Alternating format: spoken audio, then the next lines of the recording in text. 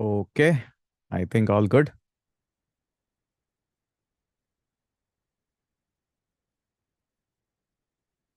Good morning, everyone. Good morning. Let me enable chat and everything for you.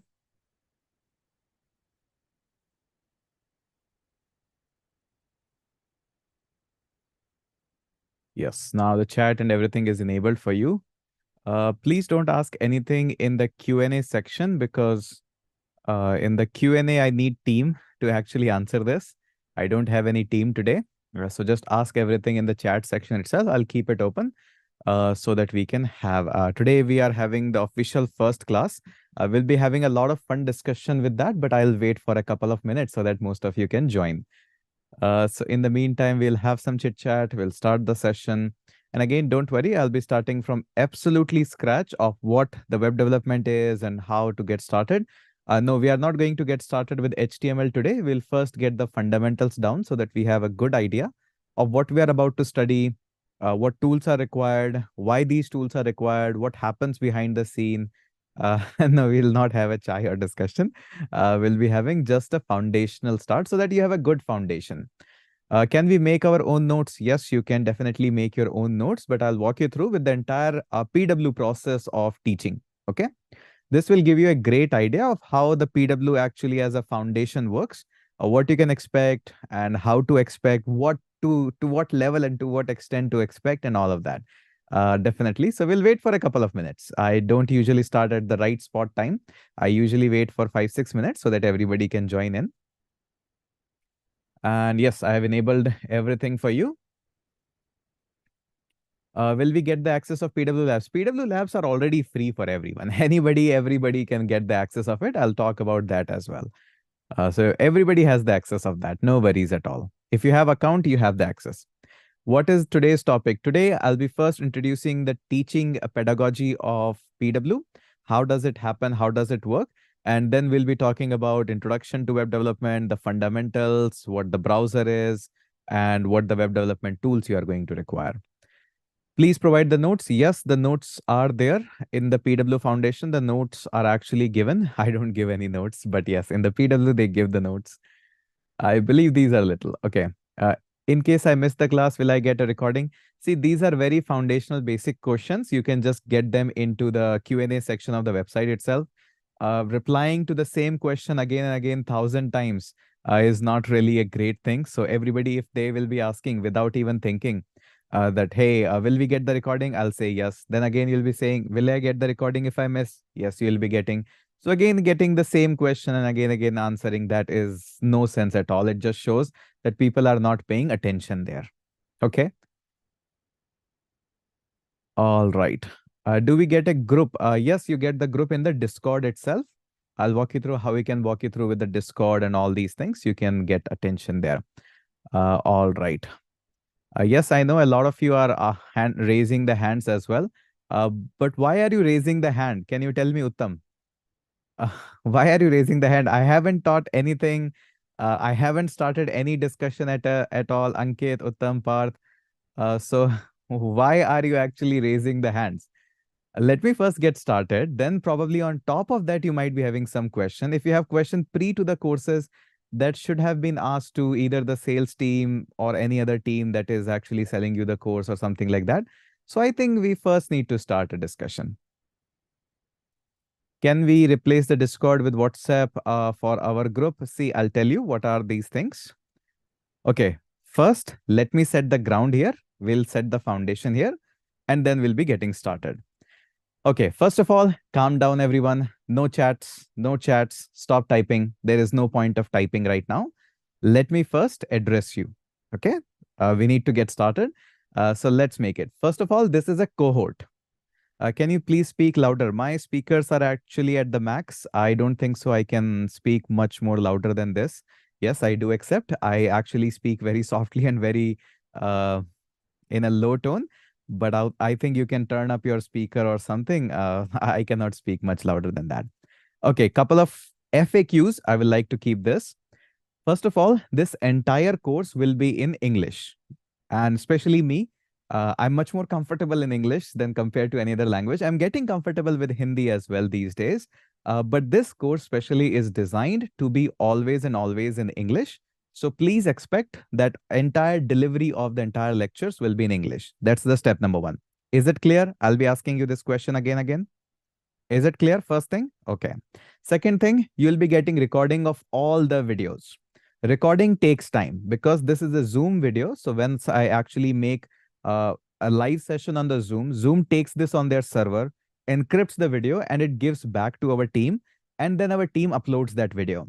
This sometimes takes 5 hours, sometimes takes 6 hours, sometimes takes 12 hours. This is not in our control. And there is a separate team. The teacher is not responsible for uploading that. There is a separate operation team who does that. Okay. This part is all clear. I don't think so. We need to ask these questions again. This should be all clear up here. Third thing, this is a cohort. What do you mean by cohort? Cohort means this is a group class. So expecting that I am superior and my question should be taken up first, I think that's a wrong approach. This is a class of a lot of students, and we just answer the generalized question, which is the most asked question in the class. Or sometimes we give the opportunity to some of the students that, hey, you can ask your question. I'll bring some of you on board to have a discussion and all of that. But always remember, this is a cohort. Cohort simply means a class where we interact live, we learn the questions, and try to ask good question. Just asking the question is not good. Ask a good question, meaningful question. If you are repeating the question, hey, I am from a non-tech background, will I be able to do it? Again and again, just asking is just putting a validation on what you already know. So I don't think so there is a good idea for that. Can you close the chat for everyone? Okay, I'll close the chat for everyone, but again, then I'll not get the feedback of are you really able to understand what I'm trying to say?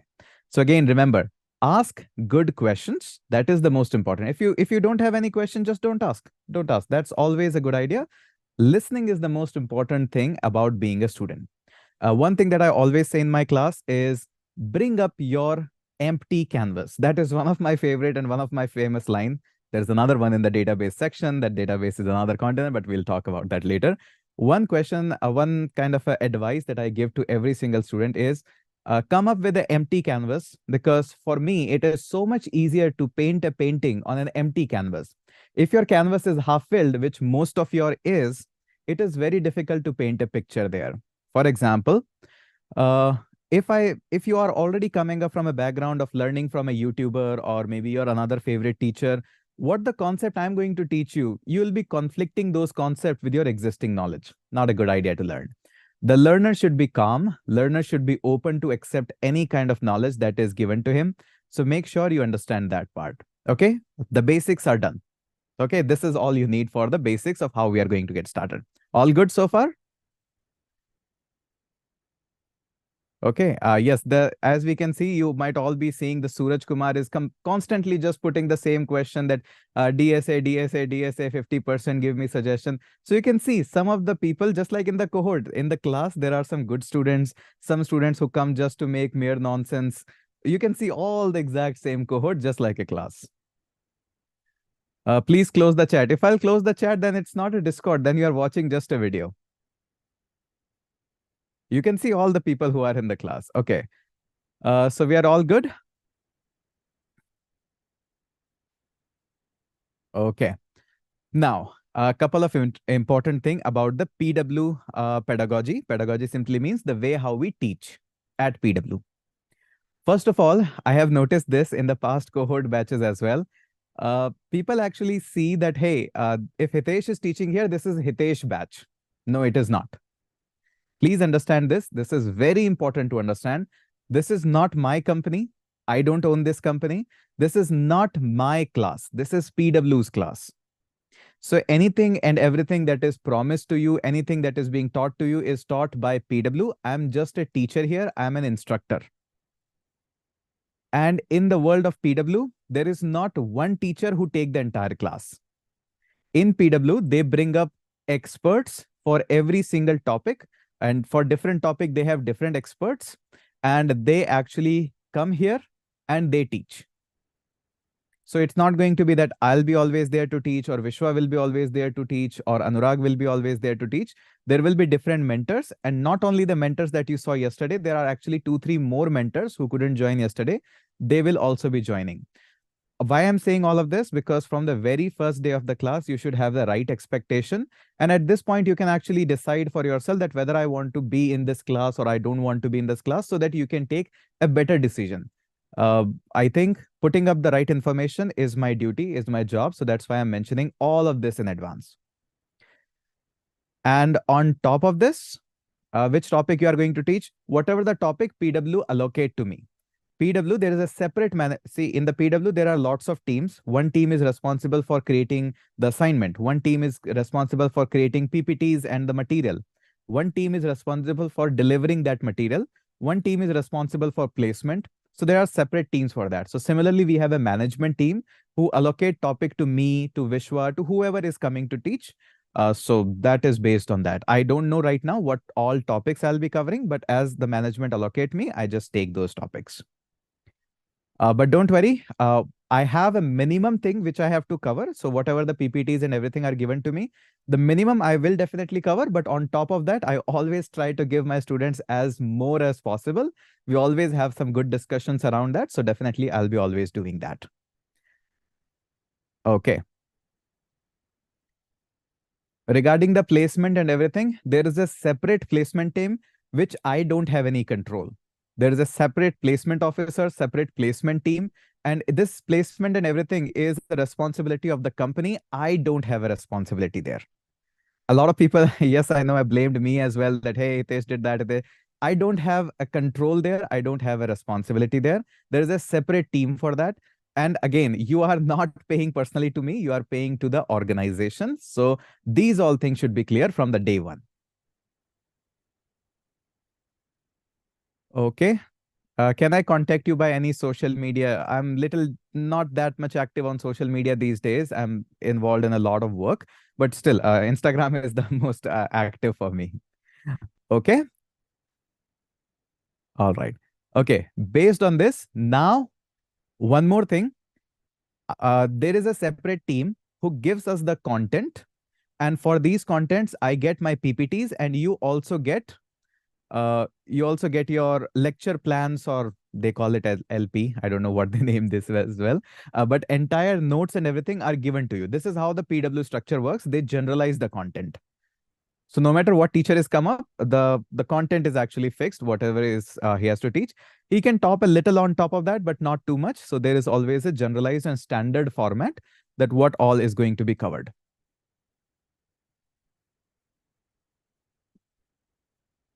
And all of you get the access of labs. Discord link, yes, I'll talk about that as well.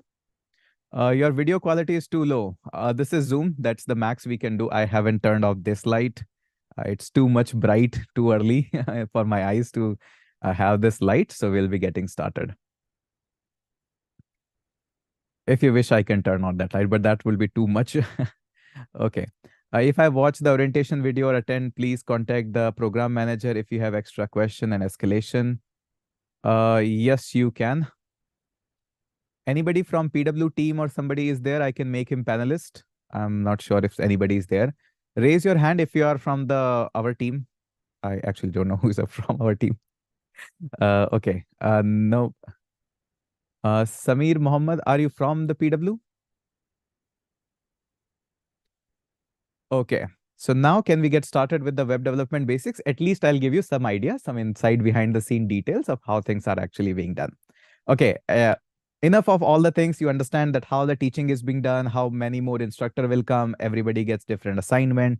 There is a separate team. I'm not responsible for everything. You didn't pay me. I get my salary from PW. You paid to PW organization. Everything is clear. There will be a lot more people who will be coming in. Okay, now can we get started with the course part?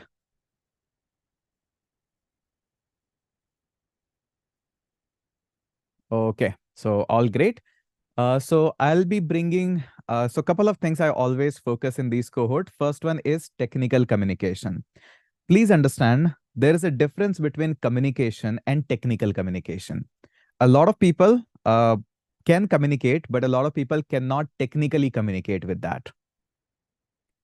I will walk you through what the technical communication is. That is super, super important to crack the interviews.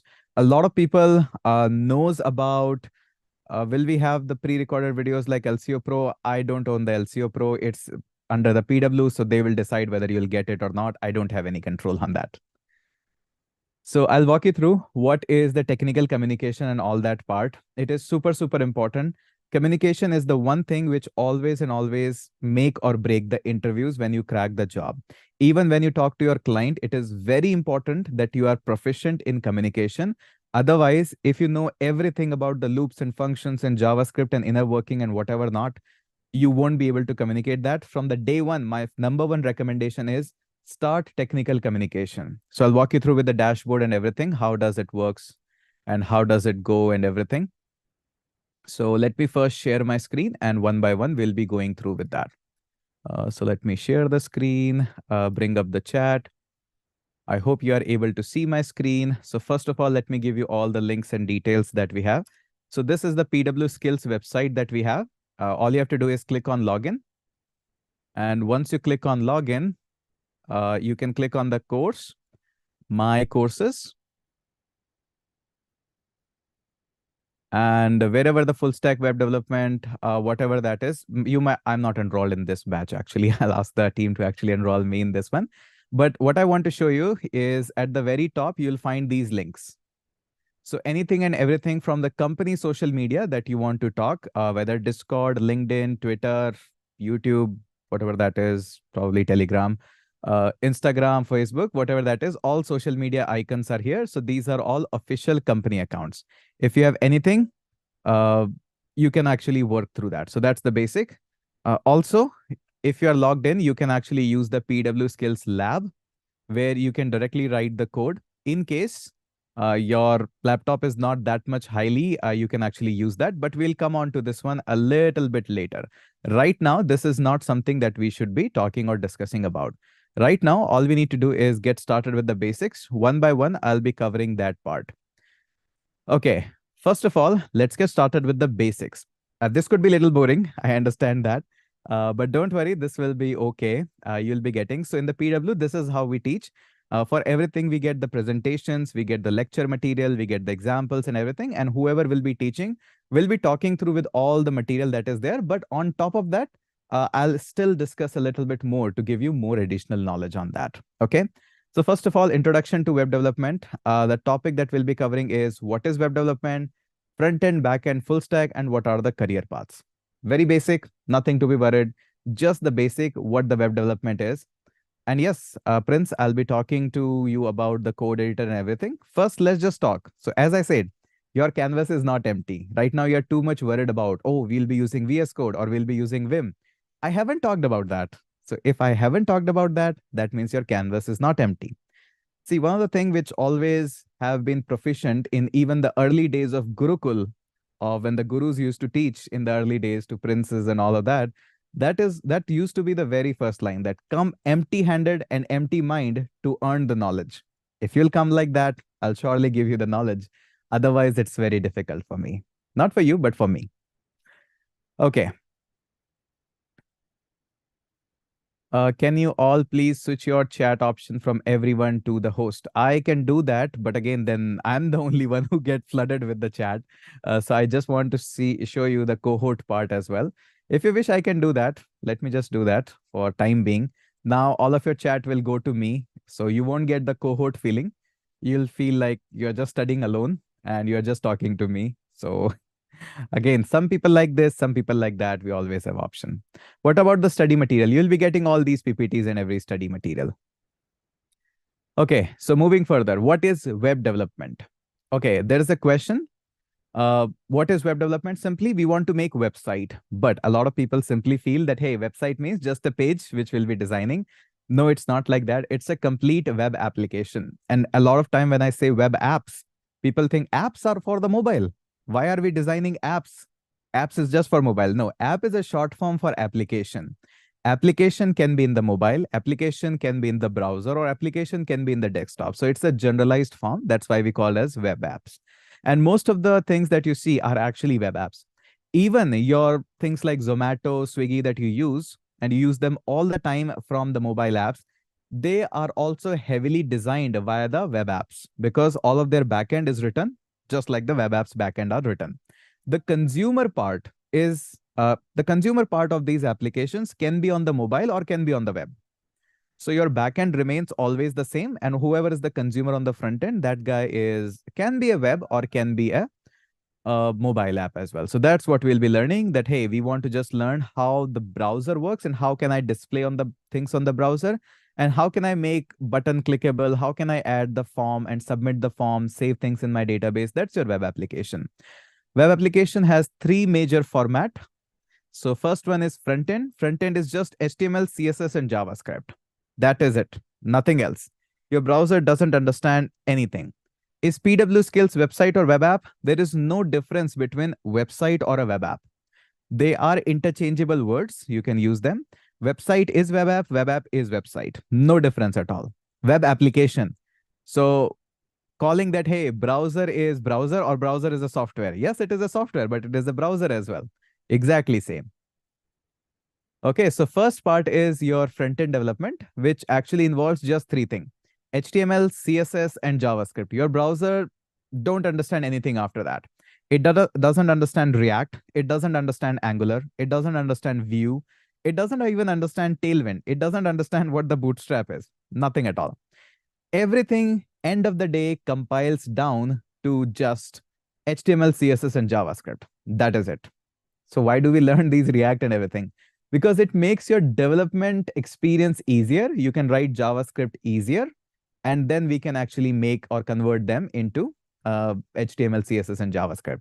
These are three programming languages, loosely saying programming languages, because I know a lot of people might get hurt that HTML is not a programming language, but I'll come on to HTML as well in a minute. I think that's most interesting discussion.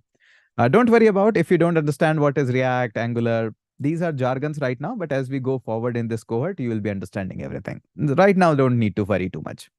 The second portion of it is a backend. See, front end is good. We have a button, we have a video playing at the top, the comment section at the bottom, and also we have a form, but the information like your login information, when you actually log in onto YouTube, there might be somebody who is storing your information. So next time when you actually come sign up, it shows you all the videos that you have watched or show you that, hey, you are already logged in. Now you can post the comments. So the comment should be there on the next time. So there is a database which stores all of your information. Getting this? A little bit idea? There might be some database, a permanent file, which we call as persistent storage. I know I'll be introducing a lot of jargon words, but these jargon will make your technical communication strong. So whenever I say persistent storage, that means permanent storage. That means the database. So we need to learn that how we can actually put this data into the database. But you might be thinking, if I just have to submit everything to the database, why do I need a language in the backend? Like, what's the point of having PHP or Java or JavaScript to process the thing and then store in the database? Isn't it? Can I just directly send it from the front end to the database? Interesting question. Yeah, it's almost like you buy some groceries from the market and you directly put them in your oven. It doesn't work like that. Some things needs to be processed. Some things needs to be validated. You need to check your business logic. Yes, you can, definitely, Zahid, but it's not recommended because your business logic is missing. Your database will have everything. There is nobody who's stopping you to put anything from the database. So it's a complex process. So for that, we use one language in the backend which can do processing, and then one thing which needs to save that into database. Good question there, Sumukha. What do you mean by business logic? Business logic means, should I allow you to watch this course if you haven't paid?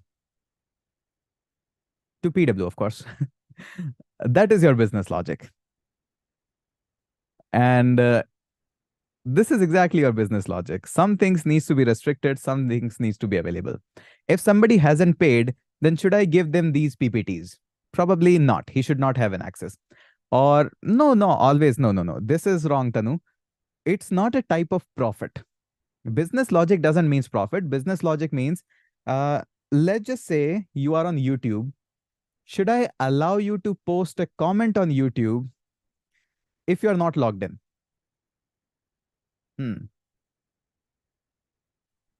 That is also your business logic. Okay. Now you got it. Yeah. Business means, should I allow the user to do this or not? Yeah, roughly that's the case. Okay, so now our front end and back end basics are good. Front end, what we see, back end, how we process the data. That's it. That's all it is. Open chat for everyone. Okay, I'll open this chat for everyone so that you can get the cohort feeling. Okay, I've opened the chat for everyone. No, Varun, it's not about. Uh, yes, I have made this. No, it's not about that whether you should buy or not. Business logic doesn't always means buy, sell, profit. It just means, should I allow you to do this? Should I not allow you to do this? Give me something I want and I'll provide you the things that you want. Yeah, roughly we can translate to that. That's what it is. Okay, now you got it. Let's move forward. Okay. One thing I'd like to break it to you. If you combine the front end and the back end, then you actually become a full stack developer, which is one of the most toughest role ever. Only a handful of people are full stack developer. But said that, people who are good front-end developer knows a lot about backend. People who are good backend developer knows a lot about front-end. And companies like to hire full stack developer, but end of the day, you actually majorly work either in front-end or in the backend, but you know a lot about what's happening on the other side. Okay, got this much clear? What is a full stack and why we are learning full stack? Giving you an example. Giving you an example. If I know that I'll send you name, email, and password in the clear text format, I will not encrypt your password. I know in the backend there is a guy who might have written the logic to encrypt the password, not in the clear text, some random gibberish. And he will be taking care of that and will be storing in the database.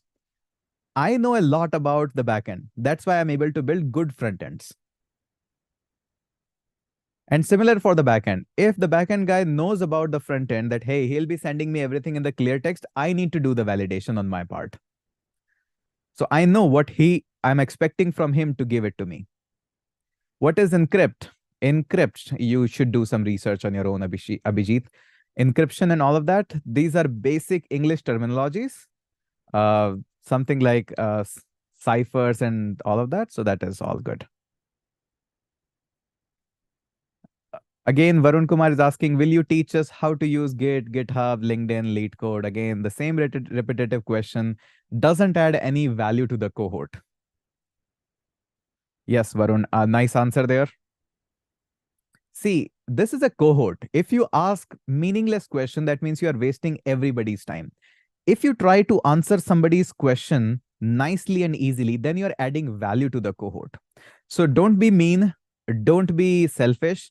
Try to answer other people's question. Let's make it a cohort. Let's together learn everything. Help each other out, understand some things, add value to the class. The only goal should be add value. That's what I do on my YouTube and everywhere. Add value. Like Abhishek, this Ashish Kumar Gupta is asking me in the host and panelist only that, sir, actually, what is API? Are we there on the API? We are just trying to understand full stack backend, whatever that is. Now, should I be asking you, Ashish, would you like to join on the video call, audio call? Like, how come this API is important right now when we are getting started with this much of basics? Should I directly jump into writing the APIs? Then you will not understand anything. So why don't you understand one thing, that we are in the cohort. There are a lot of people who don't even understand what this thing is, what full stack is, what these terminologies is. So we have to take everybody together with us. I can directly come up here and write the React Native application. You won't understand a single thing. But I should not be doing that. I should be taking everybody together so that together we can learn. Okay? I'm pretty sure those who are making nonsense in the class will miss me when I'll not be there in the cohort, because my time is limited. I'm there with you. You can either ask good questions, and when sometimes you'll not be getting me, then probably you'll be missing me. Okay, next up. So what is the web development career path? This is very brief overview that they have given you. But again, we will be actually selectively picking what we can do. So this is the web development at the very top. Now in the web development, you can choose a front-end development or a back-end development. In this course, we'll be first choosing the front-end development, then we'll be moving the back-end development. In the front-end development, we'll be choosing HTML, CSS, and JavaScript. Obviously, that's the only thing which browser understand. And in the backend, we have to just choose two things. As I told you, one who can validate the business logic and one who can save my data. So for my saving the data, that's your database part. And one who process your business logic is a programming language. There's no shortage of programming language. You can choose PHP, Node. Node is not a language. I'll probably change this. This is just a JavaScript. Node is a runtime environment, not a. But again, okay, we'll give that on to whoever designed the PPT. You can choose Python, you can choose Ruby, whatever that is. Okay, so we just will pick any language. And obviously, since we are in the course, we'll be choosing JavaScript as our language. And for the database, I mostly usually talk to MongoDB, but Vishwa usually talk about MySQL. So you get the best of the both world. So you'll be discussing MySQL as well. We'll be discussing MongoDB as well. So that's your backend. That's it. As I showed you, it's not really that complex. Just learn one language, understand how you can do and apply the business logic. And we'll definitely come and what is runtime environment, everything when we'll come on to that part. Right now, are we in the backend segment? Oh, somebody's asking, is there a DSA option? I haven't talked to you. What is a DSA? Right now, you don't know what is DSA. Okay. Okay, so let me just disable the chat entirely because I think that's the best option. And there we go. Now we have to stop because a lot of people are just making a nuisance here. So I'll stop the chat. Okay. So right now you don't know anything about what is DSA, what is API. These terms are not written anywhere. How can you find out even? That means your canvas is not empty. And if your canvas is not empty, you'll be having so much hard time to understand anything. That is how we go. So as I was saying that this is the backend development and we choose one language and one database. So just pick any. Similarly, in the web development, we have a couple of options. HTML is necessary. We cannot avoid that. In the CSS, we can go with the core CSS. We can use Bootstrap or we can use Tailwind. So either we can write CSS with some framework. What is framework and everything we'll discuss later on. But these are ways of how you write CSS. And CSS is just for styling. HTML is just to have a button, but what color of the button should be or where that button should appear, that's your CSS. And what should your website do when I click on the button, that's your JavaScript.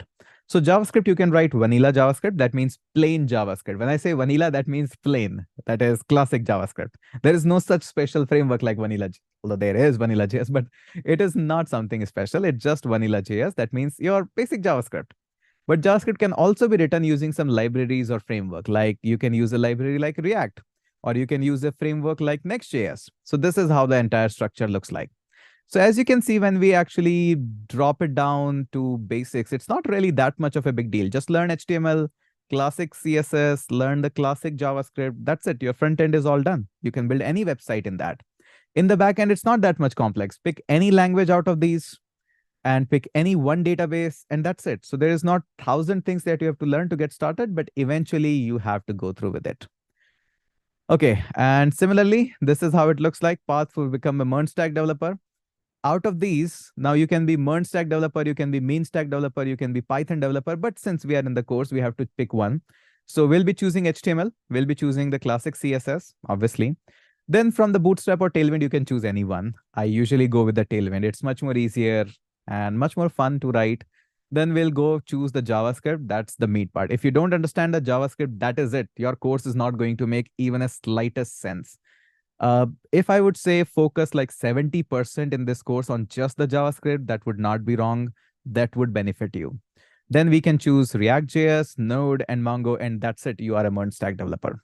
Okay. So I think now this actually lays a clear-cut path for you that what we are about to do and how we are about to do that. All right. I don't think so there should be any problem in this one. All good? What does MERN mean? Okay, that's a good question. It's a Mongo, Express, React, and Node. So all the things that we saw here, we actually acronymed it. Programmers loved acronym. So they chose actually from this Node, they picked up the N in the MERN. From the Mongo, they picked up N, and there is a frameworks and libraries for that. So similarly, we have Mongo. Express is kind of a JavaScript-ish library, you can say Express. Then we have React, and then we have Node. So yeah, just an acronym. It doesn't make any sense. Doesn't make any sense. It just got popular. Repeat the MERN. It's Mongo, Express, React, and Node. It doesn't make any sense. It doesn't even say JavaScript. So I don't think so it makes any sense. Node and Express are same thing? No, they are not.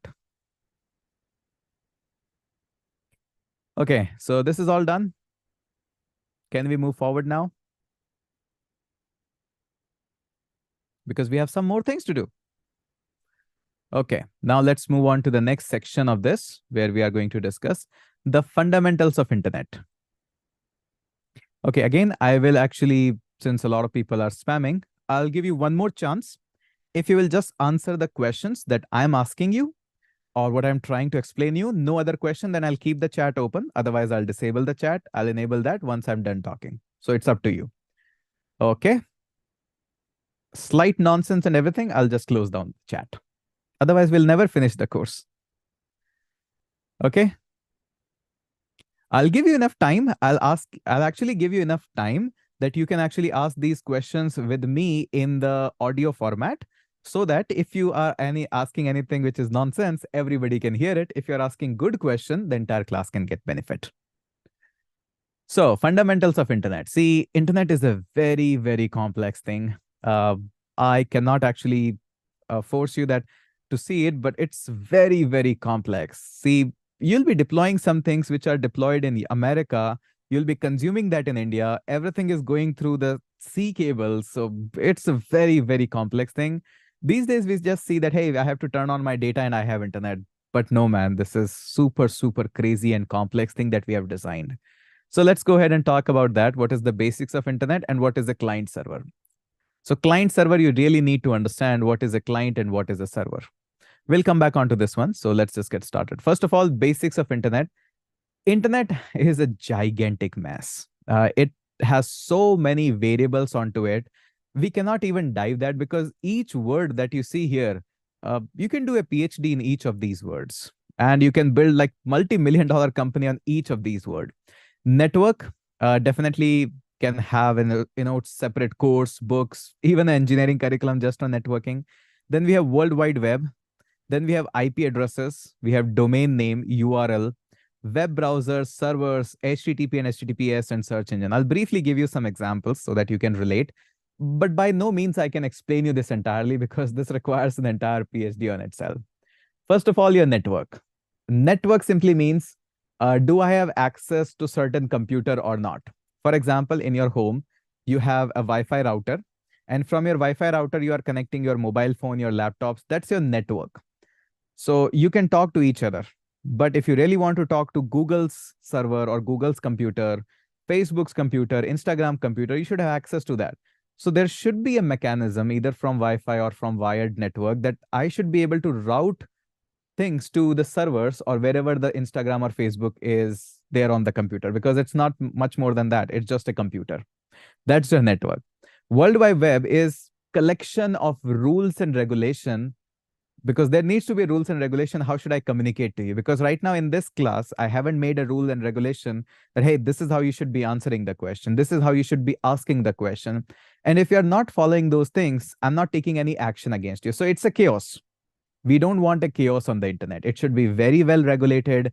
Everything should have consequences. Everything should have something. And that's written in your World Wide Web. Yeah, network is like connection. Then IP address and domain name. These are very interrelated, associated. IP address means just like your home has an address, like my address is 507. Your address might be some another plot number, building number, house number. There might be something. So that's your IP address. And since you call your home as like a White House, so that has a domain name. URL, anything that you see in the website, in the URL bar, that's your website, like pw.live, that's your URL. Similarly, we have web browser. The most complex thing that I've ever seen in my life is the web browser. Even it's much more complex and hidden than the operating system. Never ever see, please repeat domain name. Domain name is just a name. Your domain, like how you actually visited this website. Did you enter an IP address like 192.168? Is it, Ankit? Did you entered something in the numbers or you entered something as characters? Yeah, like .com. Good questions. These are good questions. Yeah, example.com. Yeah. We'll not talk about too much of differences. I just want to introduce you these terms so that later on you can actually do some research on your own. By the way, in the cohort, there is a lot of research and exercise that you have to do on your own. Okay, now here is a very interesting question. Here it is. Okay, Mr. Khan is saying, which counts to DNS server? Okay, now here we can see, do you see any mention of the word together, DNS? All of you, asking to all of you. Are we seeing anything here regarding the DNS? Should we asking the question about DNS? Probably not. Why so? Oh, sir, this means you are teaching us less. It's not like that. I'll give you an example as well. Are we talking about Kubernetes here? Are we talking about Kerberos here? I can give you so many words here. Over the last 10, 12 years, 15 years, I have came across to so many of these words. But I'm not throwing all of it because it's important for you, for me actually, to hide so many things. See, one more example I would like to give you. The sun rises in east and sets in the west. This was all taught to us in the early school days. Yes. But eventually, we found out that sun never rise or set. It just always is there. The earth rotates. So does that means we were being cheated in the childhood? No, no, that's not how it works. This is the teaching style, the pedagogy, the things a child can understand. But eventually, as he matures, we open him with the fact that, hey, the earth is rotating, the sun is already there. So this is how things actually work. You always have to hide certain things so that things can actually things can be explained to you. Similarly, I'm hiding some of the things, like I'm not going to talk about DNS. I'm not going to talk about Kerberos. I'm not going to talk you about the name servers. I cannot. If I'll talk about them, then obviously that is not a really good class. Can you please explain in Hindi as well? Sorry, sadly, I cannot. This class needs to be in English.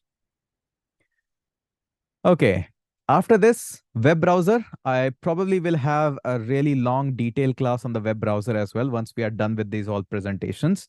It's really a complex thing, and I enjoy explaining people what the web browser is. There's so much there. Then we have the servers. We will talk about that, what the server is. Definitely, there's going to be a lot in detailed to be discussed in the backend section. HTTP, HTTPS, nothing. It's a hypertext transfer protocol. Whenever I say protocols, that means rules. How you can talk to me, how you can talk on internet, how you can behave on internet. That is your HTTPS. And search engine, you all know search engine. I don't need to talk about that. All right, so moving further, internet, you know what an internet is. I will not teach you when the internet was discovered. I will not teach you who is the founder of the internet or so-called founder of internet. You need to do these research on your own. So what's the history of internet? How it came up from an project which was there in the US military, and how it actually came from the Tim Berners-Lee, and how it is right now. You have to write down the notes and do your own research on that. So again, I'm repeating this. If you're taking down the notes, this is something that you have to research on your own, that how the things were pre-internet, how a military project came into the existence. It was given to the entire world that, hey, now you can actually have an internet. You can talk to each other's computer. What was the role of Tim Berners-Lee in that, and how the internet actually evolved? So this is something that is there. Yes, I'll give you I'll give you some time to actually ask these questions. We'll definitely have that. So this is how it looks like. It's a little crazy, but this is how it looks like.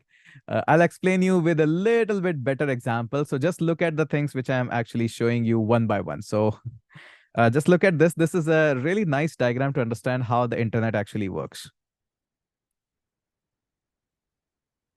Okay, I think that's much easier for you to see now. Okay, so this is your internet and everything. So when you actually use your laptop or your internet, this is how you actually get connect. So mode of connection, either you connect via the DSL, that means your wired line, or you might be using satellite if you are in some zone where Elon Musk is having the Starlink or something like that. Or we are connecting via the 3G or 4G. Now, these 3G, 4G don't have the Instagram or WhatsApp. They further make a connection to your ISP, internet service provider, might be Tata, might be Reliance, whoever that company is. That company finally makes a request to another continent or another server or another ISP that, hey, do you have access to Instagram or LinkedIn or something? Then following some protocol, not randomly, following some protocol simply means rules. Following some rules, then we go ahead and ask them that, hey, following these rules, give me the access of linkedin.com. Then somehow by hopping, we go to the computer where LinkedIn source code is there. And LinkedIn give us access to have this. Internet service provider. Internet service provider. This is from where you actually get your internet. Airtel, Tata, maybe something, Reliance, whatever that is. And this is how basically it means. Internet service provider like SIM. Like SIM is not your internet service provider. Who gave you the SIM? Tata, Airtel, Reliance. Somebody might have given you. All right. This is how it looks like. Now listen to this very carefully. A lot of people I have noticed when they are in the early phase, they think that, okay, client, I understand that it might be my computer, my laptop, my mobile phone, I connect to internet, but what is this server? Can anybody answer? What is this server? It's just a computer. I have noticed some people just assume that what you see in those pictures and movies, those large computers, they are data centers. Server is nothing more than a software. It's not even a computer. It's a software. It can be installed on any computer. I can make even my small, tiny computer as a server. I just have to install a software. That is it. Server is a software. That is it. The job of a server is to serve. That's it. That's why we call it as server. If you ask it a web request, if you give a web request, it will serve you. What it will serve you? A web page.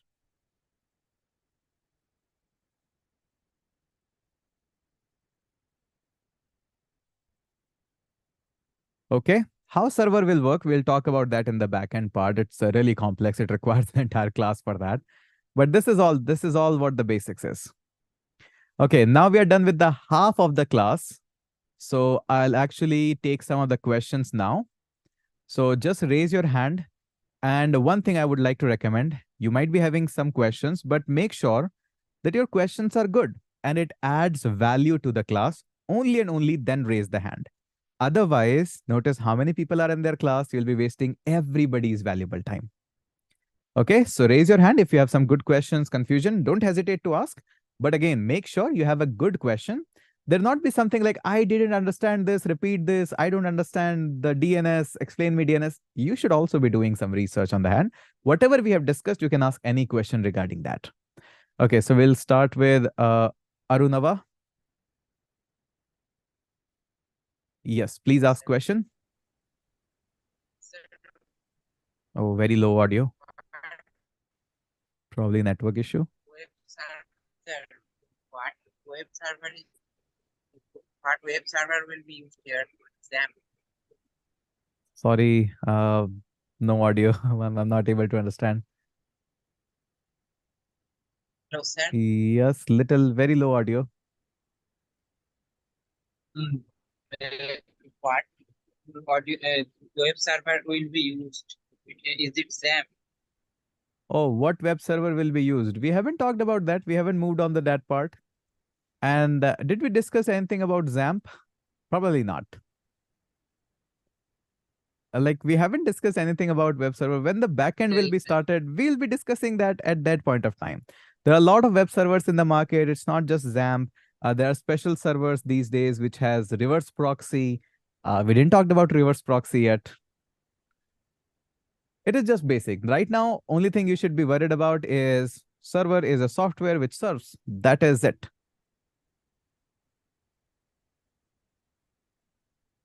Okay. Yes, as Arga says, 12-month guys, it's 12-month patience. Probably the best. Okay. And give the feedback on every question, whether that question was valuable to you or whether question just wasted your time. So I think that should be also done. Okay, next question, Tanisha. Yes, sir. I want to ask that Express.js and JavaScript both are relevant. Yes, very much relevant because JavaScript is the core foundation part of everything that we are going to do. On top of that, your knowledge of Node.js, Express, MongoDB is laid on that foundation. So basically, we will be learning first JavaScript. After that, we will be going further with the Express.js. Yes, even your React is 90%, if I'm not wrong, 90% your JavaScript. And even in your React, the code that you'll be debugging, 90 to 95% is the JavaScript basics in JavaScript code that makes your React. Same goes in the backend. When we use Express or maybe we use Mongoose, anything like that, 70 to 80% that is JavaScript. Okay, sir. Got it. All right. Thank you. Great question. Thank you, sir. Okay. Next up is Roshan. Yes, please ask. Sir, need to ask a basic question. Sure. What is the difference between HTTP and HTTPS? And can you give an example to further illustrate this? We don't use HTTP anymore because see what happens is your data somehow needs to travel, and a lot of your data travels through the URL itself. And there needs to be a protocol. I cannot just send anything from there. I cannot just send zeros and ones. There should be some way of sending that. So that is your HTTP, Hypertext Transfer Protocol. So protocol simply means hypertext. That means your hypertext HTML text, kind of HTML-ish text that is transferred via some protocols, via some rules. But what happened is there were a lot of nonsense people who actually picked up your data from your routers and whatnot. And they started to studying that, hey, what request you are making, what data you are sending, your email and password, what you are sending. So in order to make sure that that is securely being sent to the server, we added an extra layer of S that is your security layer. It doesn't do anything. It just makes your data gibberish. Gibberish, you understand, everybody? Yes, sir. Yeah, it doesn't make any sense. Gibberish means it doesn't make any sense. Yeah, if random. I'm sending Hitesh, that Hitesh will be converted to ABC123. But Understood, only sir. my server knows that ABC123 can be converted back into Hitesh. Very nice example. Thank you so much, sir. All right. Yeah, I use a lot of technical words, and this will actually make your technical communication easier as well. These are common terms. Encryption, gibberish is not this mine, but I hope you understand that. Okay. By the way, there is an interesting study that you can do about the ciphertext. There is a lot of ciphers, and even in the World War, a lot of ciphers were used. Like, for example, a cipher by 3 is a very common. So just listen to this very careful. You'll understand what the encryption is, what the security and all of that is. If I'm writing A, instead of writing A, I'll always write D. If I'm writing B, I'll always write E. This is very basic. Nobody uses that, but it was used in the World War time. So I hope you understand. Now, if I write the C character, what will I write instead of C? What will I write instead of C? Yes, you get it now. But only your server knows that I'm off by 3-bit, 4-bit, 5-bit. I could be not C, I could be writing it D. An entire message is now changed. So this is the way how actually you encrypt your data or make your data secure. When I say gibberish, this is exactly what I mean.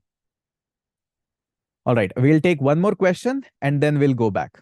These are good discussion. You should really talk about, hey, what are these? And just discuss with your peer group. Hey, Hitesh was talking about something known as cipher. What cipher that was? Can we study about it? Can we write an article about it? Can we write a LinkedIn post about it? Okay. Yeah, Abhijit is new to the encryption. So he says understood encryption now. So you should not just stop here. Learn more about encryption. Are you able to write 200 words just about encryption, some example and some common encryption techniques? That will be your game changer in the interview. This entire cohort is not just about me teaching. I'm also here to make sure that you learn, you research, and you do some learning on your own. Okay, we'll take just one more question and then we'll again come back onto this one. Okay, so we'll take... Okay, Rakshanda. Yes. Yes, sir. Hello. Yes. Question, please. Sir, why web browser is much complex? Oh, yeah, that's a very good question. Keep this question with you. Once I discuss, I have 2 more PPTs actually to discuss. Then I can freely answer and talk to the subject on which I want to do. Because see, I have a curriculum, I have to tick mark all these things. Then we will come back onto the browser talks. That will be the fantastic talk you have ever seen. I'll give you so much of details about the browser that you'll be surprised. Oh my goodness, I haven't thought about that browser can do this much. Okay, so we'll come back onto this. Great question. Thank you, sir. All right. See, if you love web development and you don't love browser, oh man, nothing goes without the browser. Browser is my favorite thing. It's the most interesting thing.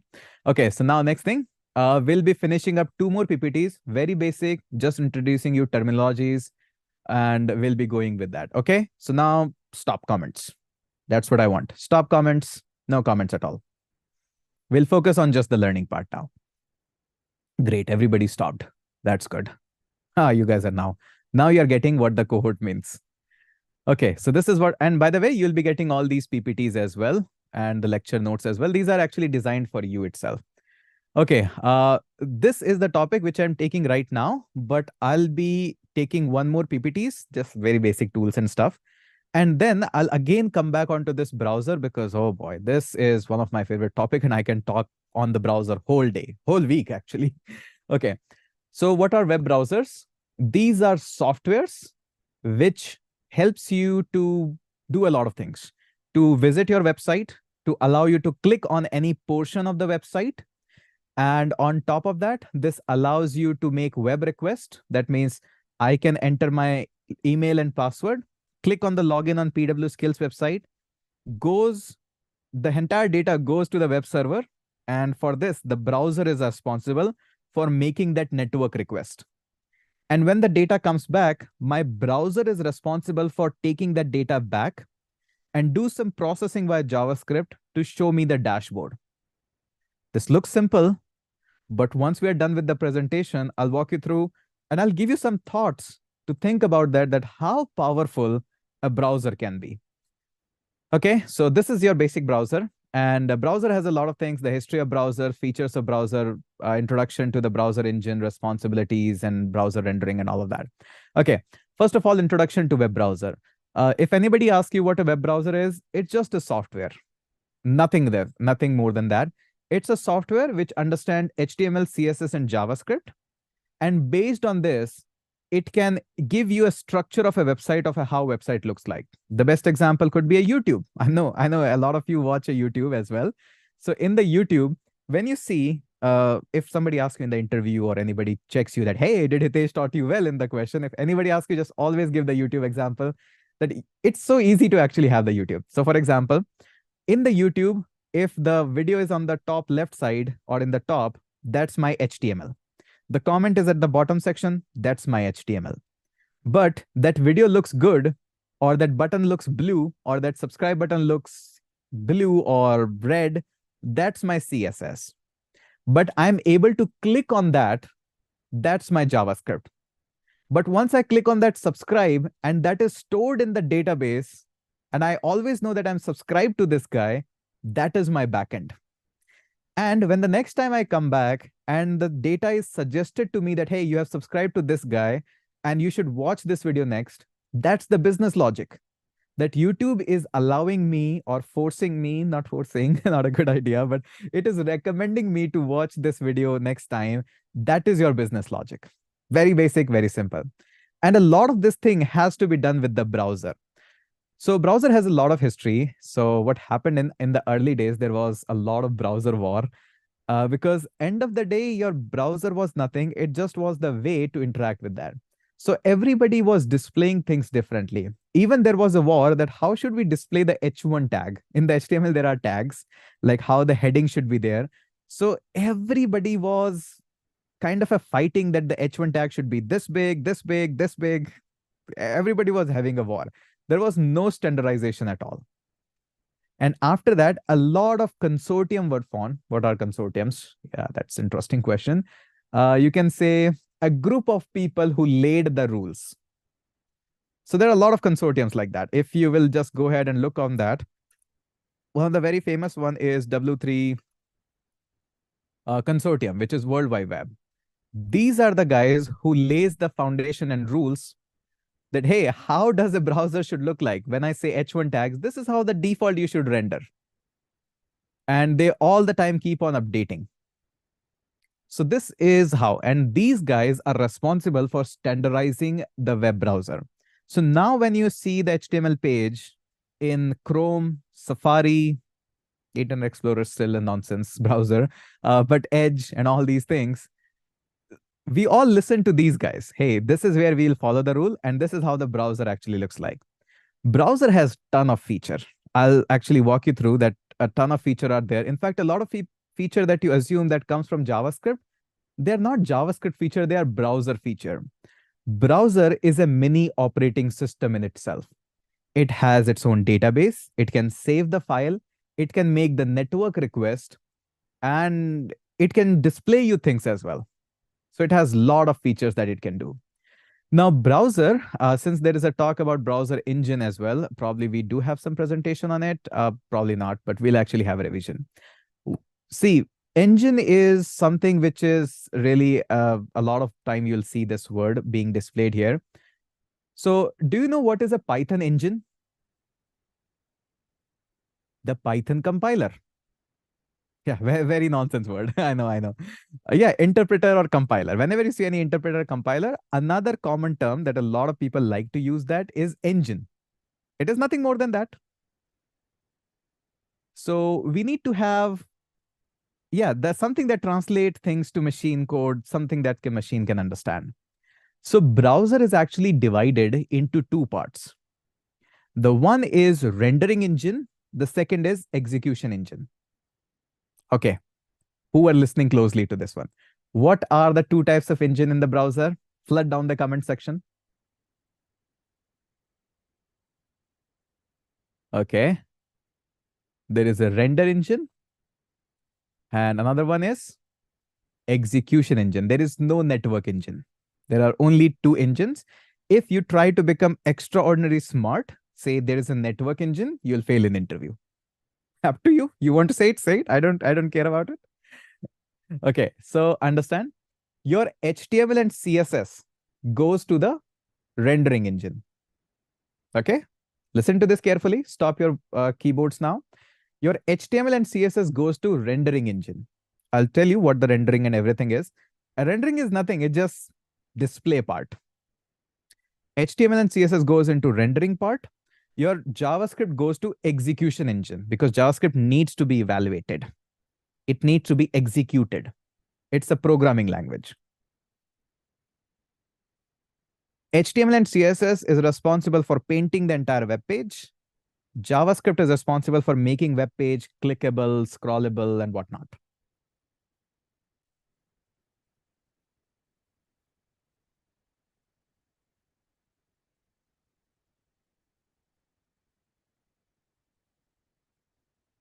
Okay, this part is all clear to everyone. Now let's move forward.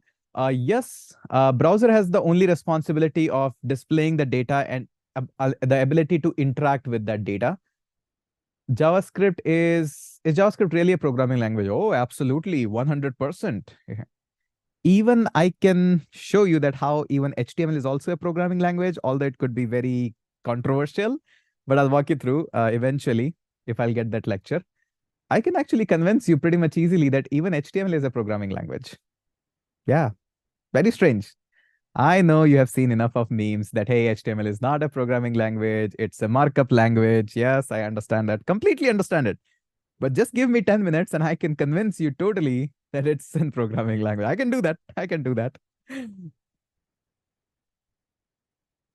I'll give you some examples as well. Once we discuss this, I'll take some 15 minutes or 30 minutes extra to actually show you what HTML actually is. Yeah, we can do that. We'll have a discussion around that. Okay, browser rendering process. Oh boy, this is one of the most complex thing to understand, that how the browser actually rendering done. This thing you won't be able to understand right now. So just keep this in mind, keep this in some notes, because in order to understand the browser rendering process, you actually need to almost finish your JavaScript. Yeah, that's complex. That why we are actually talking about this here. Actually, you just need to see this word here, that there is a rendering process in the browser. But in order to understand this, we are not right now in the capabilities to understand this process. Right now, we don't have the meaning or understanding of the words like DOM, CSSOM. All these things are gibberish and jargon for me. I have zero understanding of it right now. But there is a long and lengthy process in the world of web development of how the rendering process works. And this is where the optimization of webs lays down. So we'll not talk about it, but just keep that in mind, that there is a rendering process involved. I told you there are two engines, rendering engine, execution engine. So how does this entire thing works behind the scene? That's your rendering process. We are not in a capability of understanding this right now. And browser compatibilities, we don't think about it right now too much. We are not in 2015. We don't think about it too much. Browsers are much more compatible with each other. And I don't think so I should explain this. You know what all browsers are available. I know you're using way more than this, but Chrome is the most common one. I'll be using this. And I'll show you why I prefer Chrome because of the dev tools. I'll introduce you with the web tools. In fact, I can do this. For most of my lectures, I'll be using the Chrome, but no, Tor, we won't be using that. Okay, good fun. Tor is Onion browser. We'll talk about the onions and everything. If you use Brave and all these things, that's up to you. Totally good. But I prefer, at least for development, use Chrome. Why so? Because in the Chrome, I can anytime right click, go to inspect, and this opens up so many tools for me. And I can actually check out each individual element. I can check out that how the things actually looks like on any browser or phone, how my website looks on Pixel, or how my website looks like on iPhone SE. I can also check for a lot of things which are there in the JavaScript running with the Chrome. I can also write my JavaScript directly into the source here and can execute it and can check out what is the call stack and whatnot directly up here, which is pretty crazy, to be honest. I can set breakpoints and all of that. I can check the network requests, what the browser is sending the data to the server, why is it getting back. I can check it how my website is behaving on a fast 3G, slow 3G, in the offline mode. There's so many things. I can check out performance of my application, how much memory it is consuming. There's so much more. That is why most of the time I prefer that I actually use Chrome. I can just go a lot of things. I can do a lot of things. So, whole summary, I prefer Chrome. Those who understand why I prefer Chrome, that's good. But there might be other guy or other teacher who might come and say, I prefer Safari for this, or I prefer Firefox for that. He might be having his own reason for that. Again, no good or no bad. Everybody has their own preference.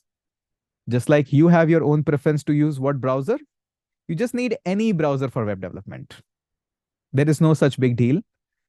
I prefer to do some advanced development as well. That's why I prefer Chrome. But again, you can use Firefox as well. No big deal.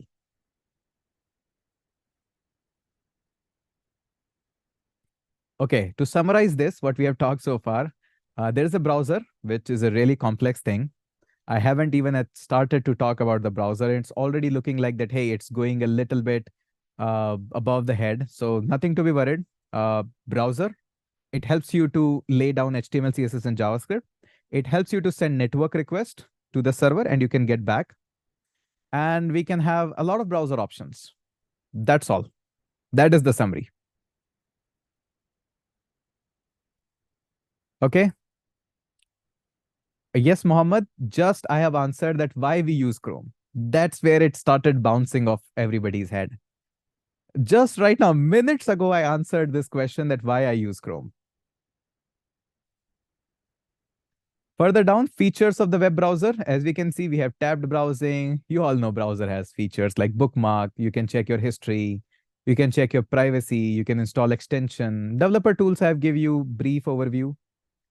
This is nothing to be discussed. This is very basic. We don't need to be worried. Next up, as a little detail are mentioned in the browser engine. So it says a browser engine, also known as rendering engine, is a software component that processes HTML and CSS and JavaScript code to display web page on the user screen. When a user requests a web page, the browser engine retrieves the page code. It's just a lot of gibberish again. Just understand, whenever there's a HTML, CSS, who will paint what engine? What engine is responsible for HTML and CSS? Yeah, that's your rendering engine. And who is responsible for executing your JavaScript? Execution engine. If we combine both of them together, what do we call that? If we combine both of them together, what do we call them? Yeah, you get it. Told you, super easy. And then we have some major responsibilities. So these are basics. Browser has a responsibility to render the page, handle the interaction. Interaction means click, scroll, zoom, all of that. Okay. This is a little complex of a process. We'll come back onto this part here in a minute, but right now we'll just ignore this part. And we'll come back onto this one because this in a whole itself is, man, this is complex. But I'll break it down to you to make it easier. Okay, so this part is all good. The third part, or the fourth part actually, is much more easier to actually walk you through. So I'll just come back onto the fourth part first, then we'll come back onto the browser rendering process. Okay, this will be much more easily understand if I draw this diagram, sort of diagram, again to you. But before that, we'll come back and finish up whatever is remaining for us, which is web development tools. See, the reason why I love web development is so easy to get started. You just need two things. VS Code and your Chrome. That is it.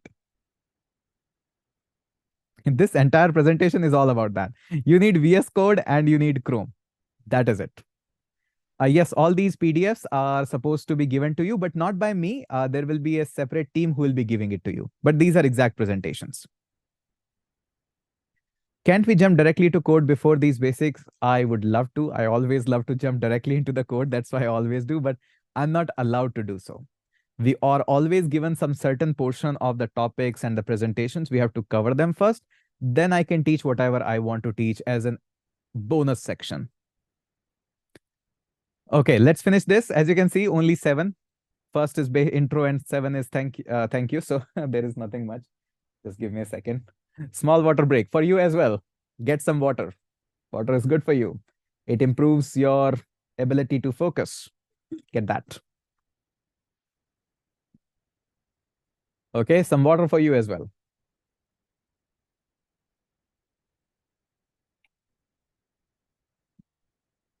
All right. Nice tattoos. Okay. So all it says in this one is what kind of text editor we'll be using, what extensions we need, and what web browser needs, and what is VCS, version control system. I'll talk all about that. Okay. First of all, where we are going to write the code. This is the most important question because I can write my code anywhere. But it's not just about writing the code. I need to write the code and save the code as well. And two things you need to understand. There is a local development environment. I know, a really long word there. But it is nothing. It is the place where I write the code.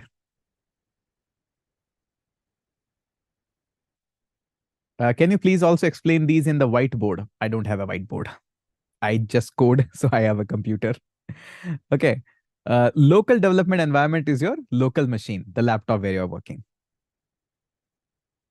And there are some remote development environment as well, just like PW Labs. There are many, many of them. PW Labs is not the only one, but we prefer to use that one because we are in the company. Okay. So, okay, here's the question. Okay, everybody. Okay, who will be answering this question as well? I can write my code in Notepad. I can write my code in Microsoft Word. And I can write my code in VS Code. What is the difference? Okay, everybody knows that we'll be writing in the VS Code. But why cannot I write this code in something like, or should not be writing the code in Notepad or maybe Microsoft Word? Okay, a lot of you are throwing up a lot of big words, which is good. I like that. But you're missing a little bit foundation here. Terminologies, as I say, technical communication needs to be strong. It's efficient, syntax, time saving, all great points, all great points. Ease of writing the code, really great. Extensions, that's important, extensions. Okay, stop down, everyone. Okay, now I'll give you some of the technical words. Stop down, hands off the keyboard. I'll tell you the difference between Microsoft Word and the VS Code or similar things like VS Code. Again, two things. There is a word formatter and there is a code editor. Word formatter and code editor. The word formatter is something where you can format your words. For example, you can bold them, you can italicize them, you can underline them. All of these are important features, but not related to coding. We never use word formatter. We always use code editor. Code editor is something where I can write the code. I don't get the option of bold it, highlight it, not highlight, bold it, italicize it, or underline it. I get something like code highlighting. Whenever I write any keyword, highlight that. Okay, I hope you got the difference between them. So your Notepad is a word formatter because you get your all bold, italicize, all these things. Microsoft Word is a word formatter. These are two different categories of software. If any of your friend is in Microsoft or Adobe, this is how the division is known as the word formatters. And then there's the code editors. Code editors are VS Code, Sublime Text, Vim, if you want to use that. So what do we need for the code editor to write our code? Visual Studio Code.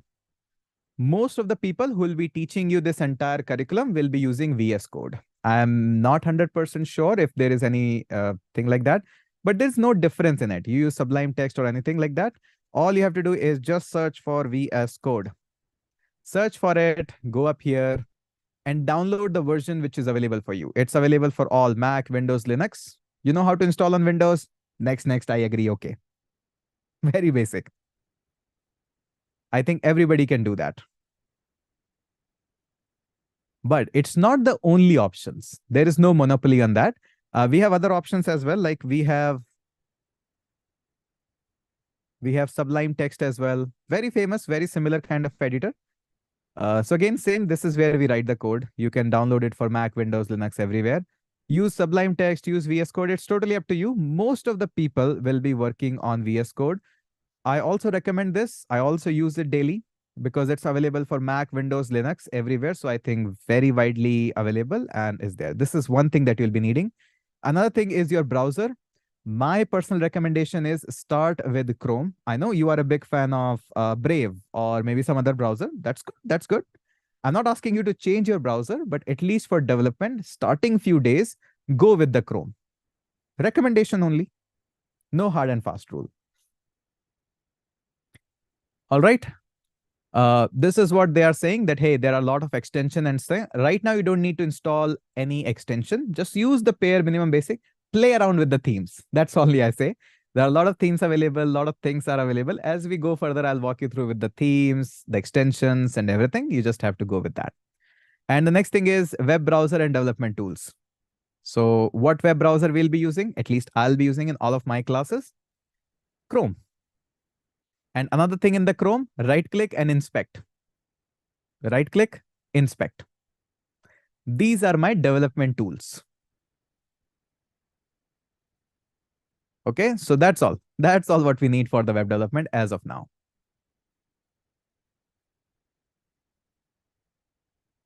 Okay, now one question to you. Okay, very interesting question this is. I'm pretty sure all of you use apps in your mobile phone. It's actually easier to understand from the mobile phone perspective, but it actually works exactly same in the web browser as well. Have you used Instagram app? Yes, we all have. At least I have. I have used extensively. And when I check my Instagram app, every 1 month, 2 months, there is an update in the app. Version, let's just say 5.2, 5.3, 5.6. Yes, of course. Assume there is an app known as Sublime Text. Very weird, but let's just say we have Sublime Text. And there is a button that says download for Mac, which is in the blue color. So it was not released to public, but we all internally, we saw that, hey, there is a button known as blue color download for Mac. And then one day my manager comes to me and say, hey, Tesh, you know what? We'll turn this into red color. And this was a complex process. I spent my entire day in turning this button as red. I know this is easy, but assume that it was a really long process. Took me 2000 lines of code to turn it into red. That's why I say imagination, keep your canvas empty. The painting should be there. Right now, you have no idea how much line of time, how much line of code it takes to turn it into from blue to red. Empty your canvas. Whatever I'm saying, just believe on that. Assume there is 2000 lines of code that turns it from blue to red. Okay, we have turned it into red. Okay. Now, next day, my senior manager's manager comes and it says, hey, Tesh, you know what? This red color is not looking good. Let's turn it into blue again. And it will take me 2000 lines of code more to get back onto the blue stage where I was yesterday. Is it a good approach of software development? Probably no. So just like in the video games, I know all of you play video games. I play a lot. Okay, Spider-Man, by the way.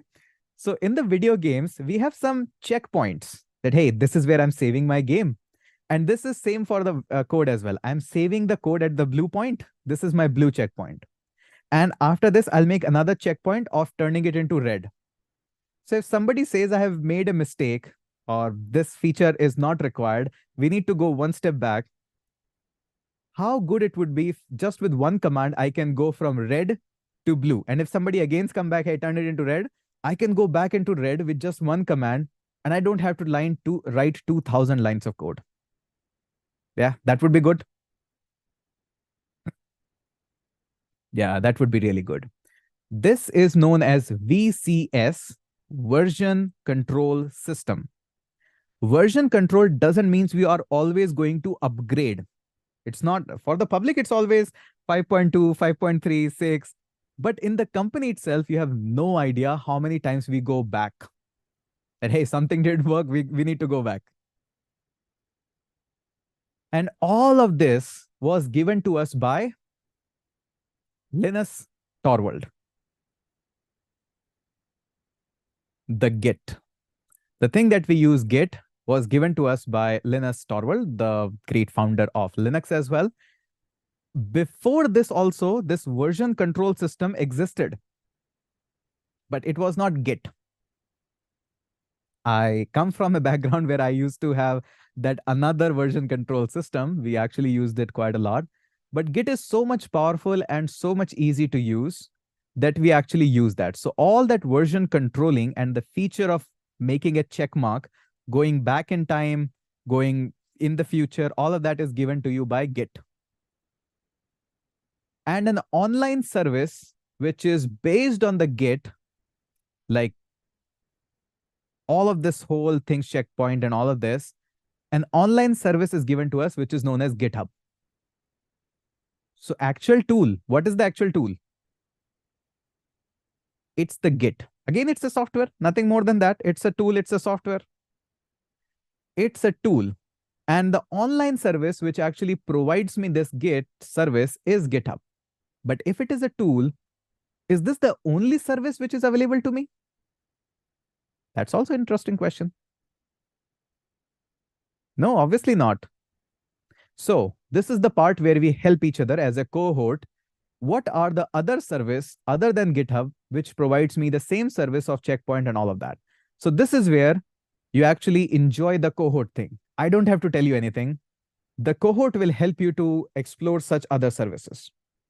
Cohort means your other peers, your other friends in the class. So as you can see in the comment section, they are mentioning some of the names. Now it's your responsibility to pick that name, note down in the notebook, or at least visit them on the Google at what these things are. Some people were writing these gibberish names. I should at least see their website or see what they are. So help each other out. Yes, Git is open source. We'll not talk about the open source yet. It's really a complex thing. But by the way, just to give an idea, yes, I am a founder of a couple of open source projects. So I'm not just a contributor. I have my own open source projects. But we're not going to talk about that. Okay. Again, I have told you, Ravi Ranjan, we have just talked about what is the difference between Git and GitHub. Not paying attention? Bad. Help Ravi Ranjan. Ravi Ranjan, if you have such questions, ask them in the public. There are a lot of people who will help you. Okay, if this whole thing is clear to you, can we go back on to something really interesting, which is browser rendering process? 2-minute breaks. Okay, we can have the question and answer session, and then we can have, again, a browser rendering session. That's really important. It's not really important for you right now. You are still all good. You can still attend the next session. You'll be all done with that because that's just the theory. But if in case those who really want to understand how the browser behave and work, I actually have a couple of videos on that as well. But I'll still walk you through with that. Okay, now we'll go back. And if you have any questions, raise your hand. I'll one by one take questions from you. And all of you have to put in the comment section, valuable question or not valuable question. Okay. So Ankit, you go first. Hello, sir. Yes, please ask. Sir, actually, I want to know कि www dot in front of every website we use www dot. So why it's www dot? I mean, why I can't put there my name like Ankit dot such this? So I You want to know. actually can. I can. Yes, Sure. you can. It's actually a configuration from the web servers. Servers are software which serves you. So the default directory where you put all of your files is named as www. If you change that, then that's it. Your www is changed. Okay, sir. Sir, You can I will ask see, some? you will see Okay, a sir. lot of websites. If you visit like W3 Consortium and still, they don't use www. They use w3 dot something. If you also use, there is Okay. a software known as Basecamp, really popular software in the IT industry. If you will see their website, they don't use www. It's Okay, just a sir. server configuration, 100% changeable. Okay, sir. Sir, can I ask some other questions, which Yeah, is sure. I am Sir, I am second year, just entered in second year, and in my first year, I've done C++, DSA, and OOPS concepts. So actually, my planning was कि I will just follow this course for throughout the year, and also at the same time, I'll do DSA question in CPP so that my resume will become good, so that I can get some good opportunity. So is it will work, sir, or not for me? Of course, it will work. And of course, your previous experience of programming will help you here as well. But only thing I would recommend you is JavaScript is a very tricky and very different language. Don't bring your baggage of C++ into JavaScript.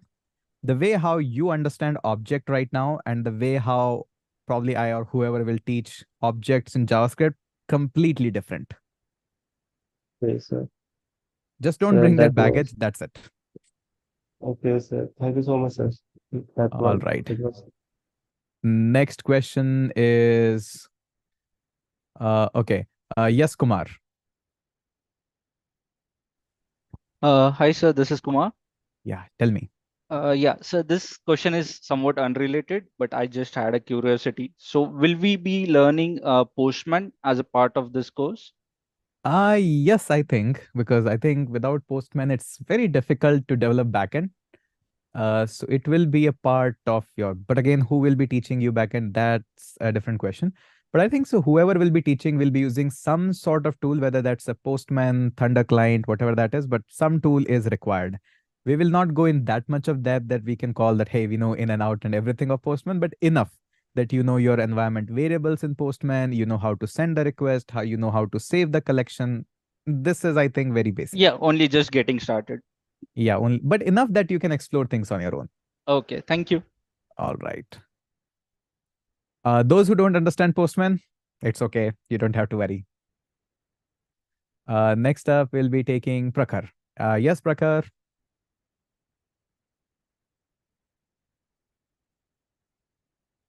Okay, if you raise your hand, you Hello. have to unmute it. I know this is Zoom, very tricky. Yeah. But again, I know this is very new to all of you.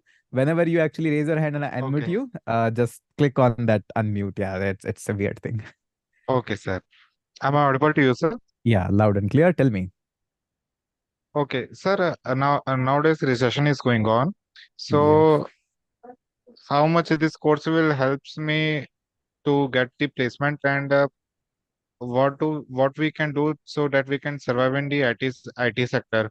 So we can secure our future in the IT sector, sir. How should we See, do, the sir? only thing that can save you is projects. Nothing else matter more than that. The more projects you will be having under your belt and publicly available, something on Git or GitHub, as you'll be learning that. That is the most important thing. And yes, I do understand there is a recession. Startups are not getting that much funding. So it's really little bit difficult even for our placement team as well. But PW is back to back trying to have more and more connection to organizations so that we can pass on students directly to them. But ultimately, it's your in-depth knowledge.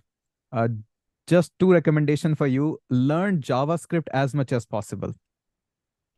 Yes, And sir. it's not just loops and functions, it's under the hood how JavaScript works, how the memory allocation, how the execution context work, how we get some data in the browser, where it is, all these details, and then make projects. You don't need 1,000 projects. Even if you have one complex project, that is it. And that project should not be something which I have taught you or it was taught in the course. It should be something on your own. Yes, sir. Sir, one more question is there. Yes. Sir I am doing sir मैंने DSA C plus plus में कर रहा हूँ और मुझे अभी JavaScript में अभी करवाया जाएगा तो मैं भी थोड़ा सा कंफ्यूज हूँ कि किस में करूँ और अगर मैं If सी yeah. डीएसए कर भी ले तो पूरी कंप्लीट तो मैं मतलब किस प्लेटफॉर्म में उसको दे के मैं अपनी जॉब जल्दी से जल्दी सिक्योर कर लूँ मतलब कौन सा प्लेटफॉर्म है जहाँ पर मैं डीएसए के ही थ्रू अपनी जॉब ले सकता हूँ ऐसा कोई प्लेटफॉर्म है क्या sir?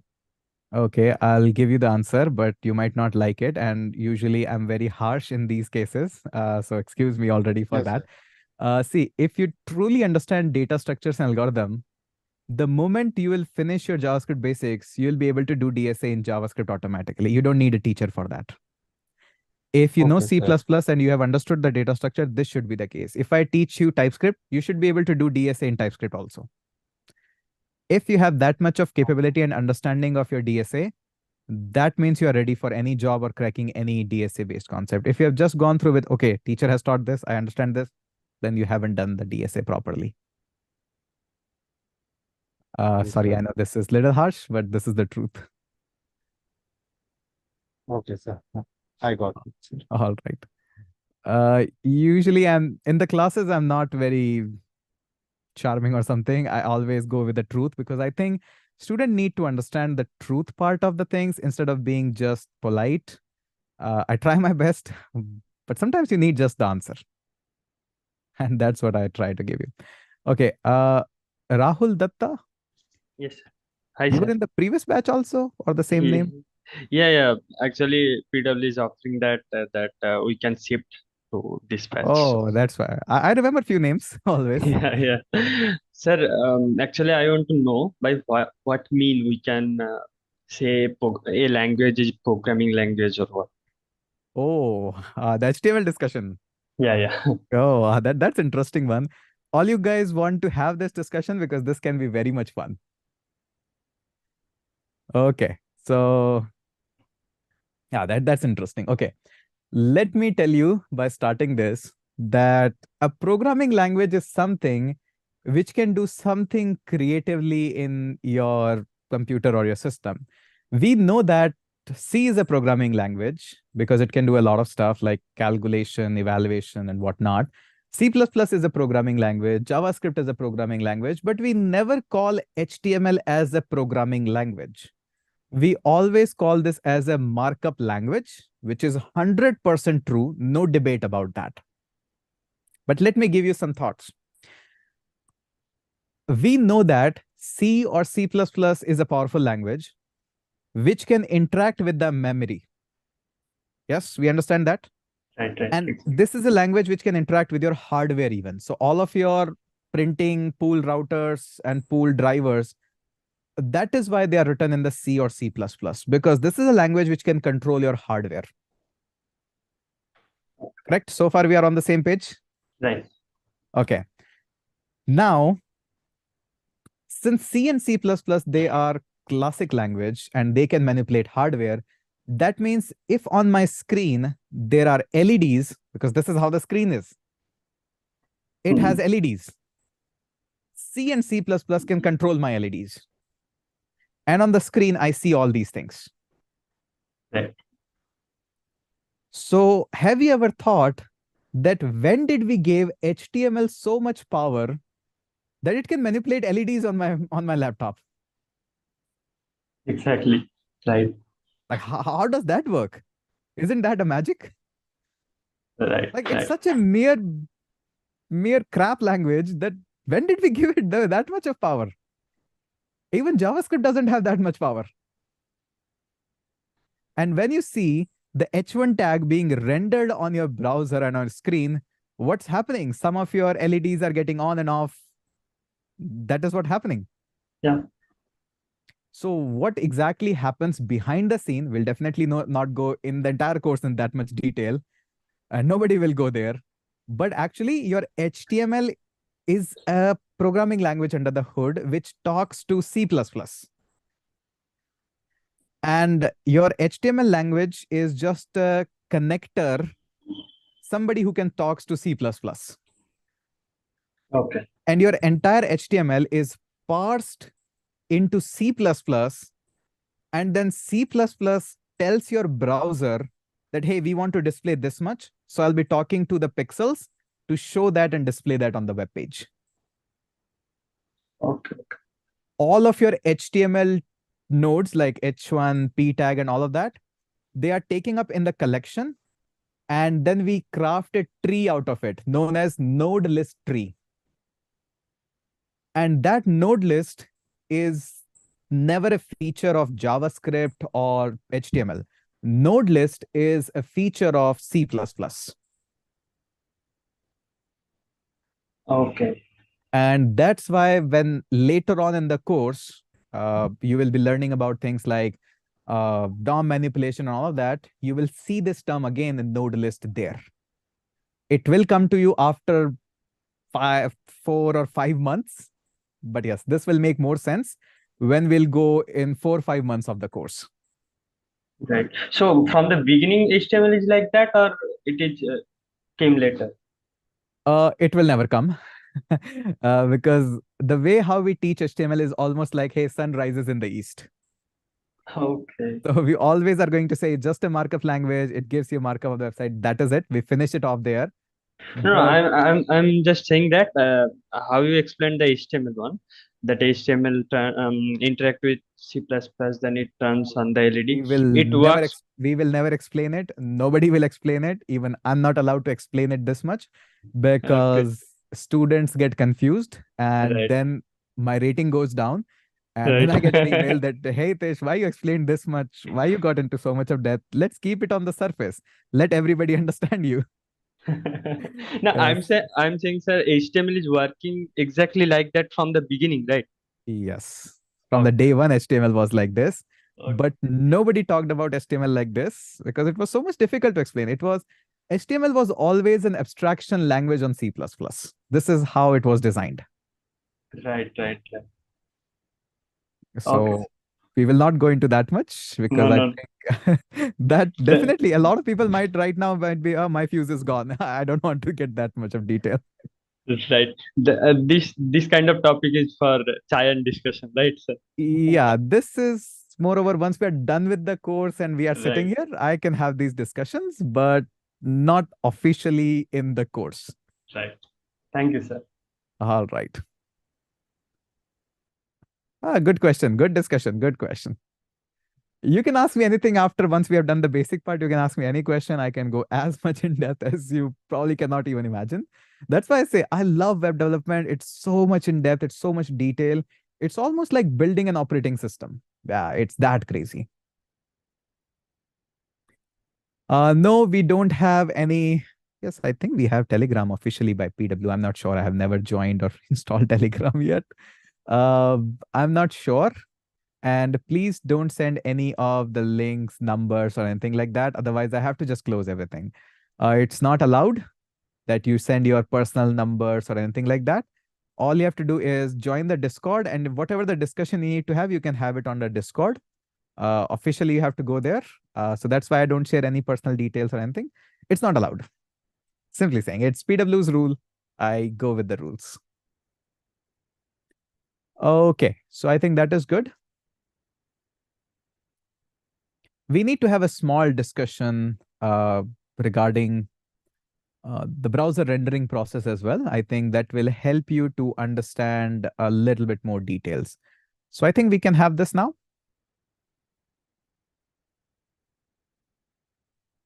Okay.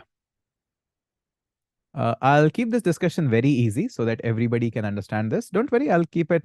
We'll not go into this browser process. We'll actually make it much more easier than this. All right. We'll make it much more easier than this. So for this, I'll be using my favorite Excalidraw. Why are you here?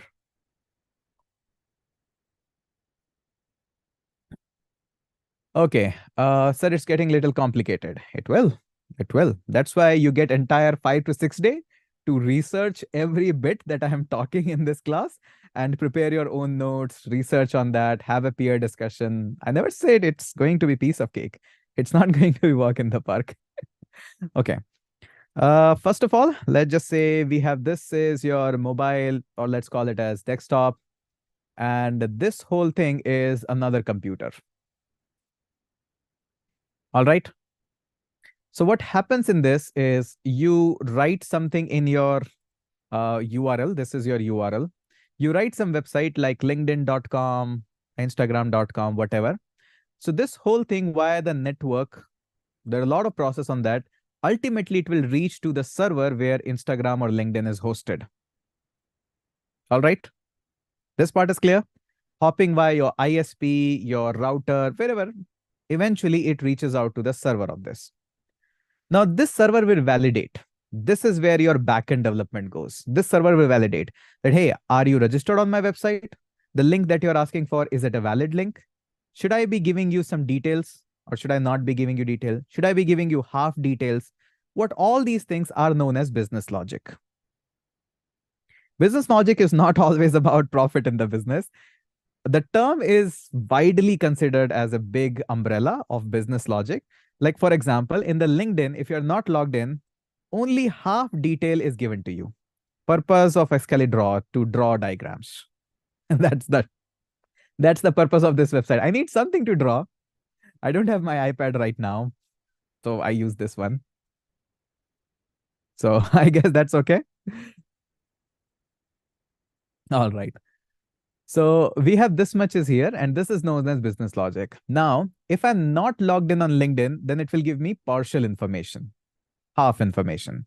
But if I'm logged in, then it's going to go ahead and respond me with all the details and data that should be printed, painted on my web page. Okay. For example, if I go ahead and open up google.com, should I get this logo on the top right or not? This is business logic. If I'm not logged in, this should not be there. If I'm logged in, this should be there. We got it this much?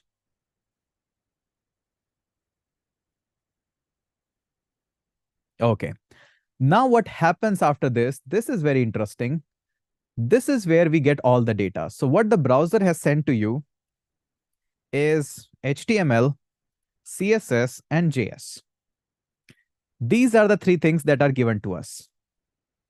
And we know that in the browser, we have two boxes, you can say.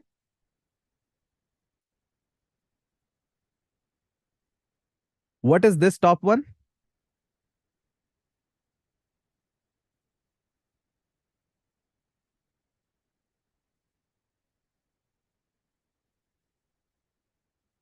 The render engine and the execution engine. So I know that out of this response that server has given to me, HTML and the CSS, where it will go?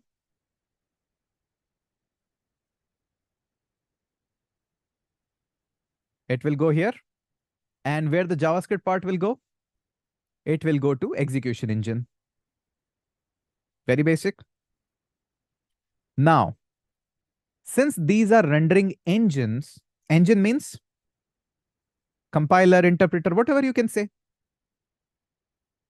So if we come back, take a step back, how does compiler interpret my code or translate my code so that machine can understand it? Some CPU work, some CPU threads. That's why you say 1 core CPU, 2 core CPU, 5 core CPU. My CPU is 10 threads, 5 threads. So this HTML, CSS needs to be converted into zeros and ones so that my browser can understand it. What is a browser? It's a software. So whatever the language browser understand, I need to convert this HTML and CSS code into the understandable language of the browser. And that process is rendering. Okay, I repeat that again. HTML and CSS, probably my browser doesn't understand this. So I need to convert the HTML and CSS in a format that my browser understand. That process of converting HTML and CSS into the language which my browser understand is a process of rendering. Okay, good. So there might be some CPU which actually is doing it. Otherwise, how it will? CPU, the brain of the computer. Yeah, we get that. Okay. Now what happens? Once actually this HTML and CSS is being taken, a painting is painted on your web browser. What do I mean by painting? A web page. For example, your video will come here and your comment section will come here.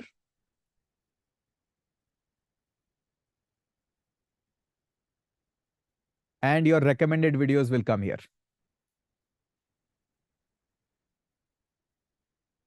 This is how your web page will look like. This is, by the way, our URL bar. Yeah, too big, but this is our URL. So this whole thing was done by rendering engine on some thread, on some core, on some CPU. We don't need to go too much into what is core and thread. That is your computer class, not the web development class.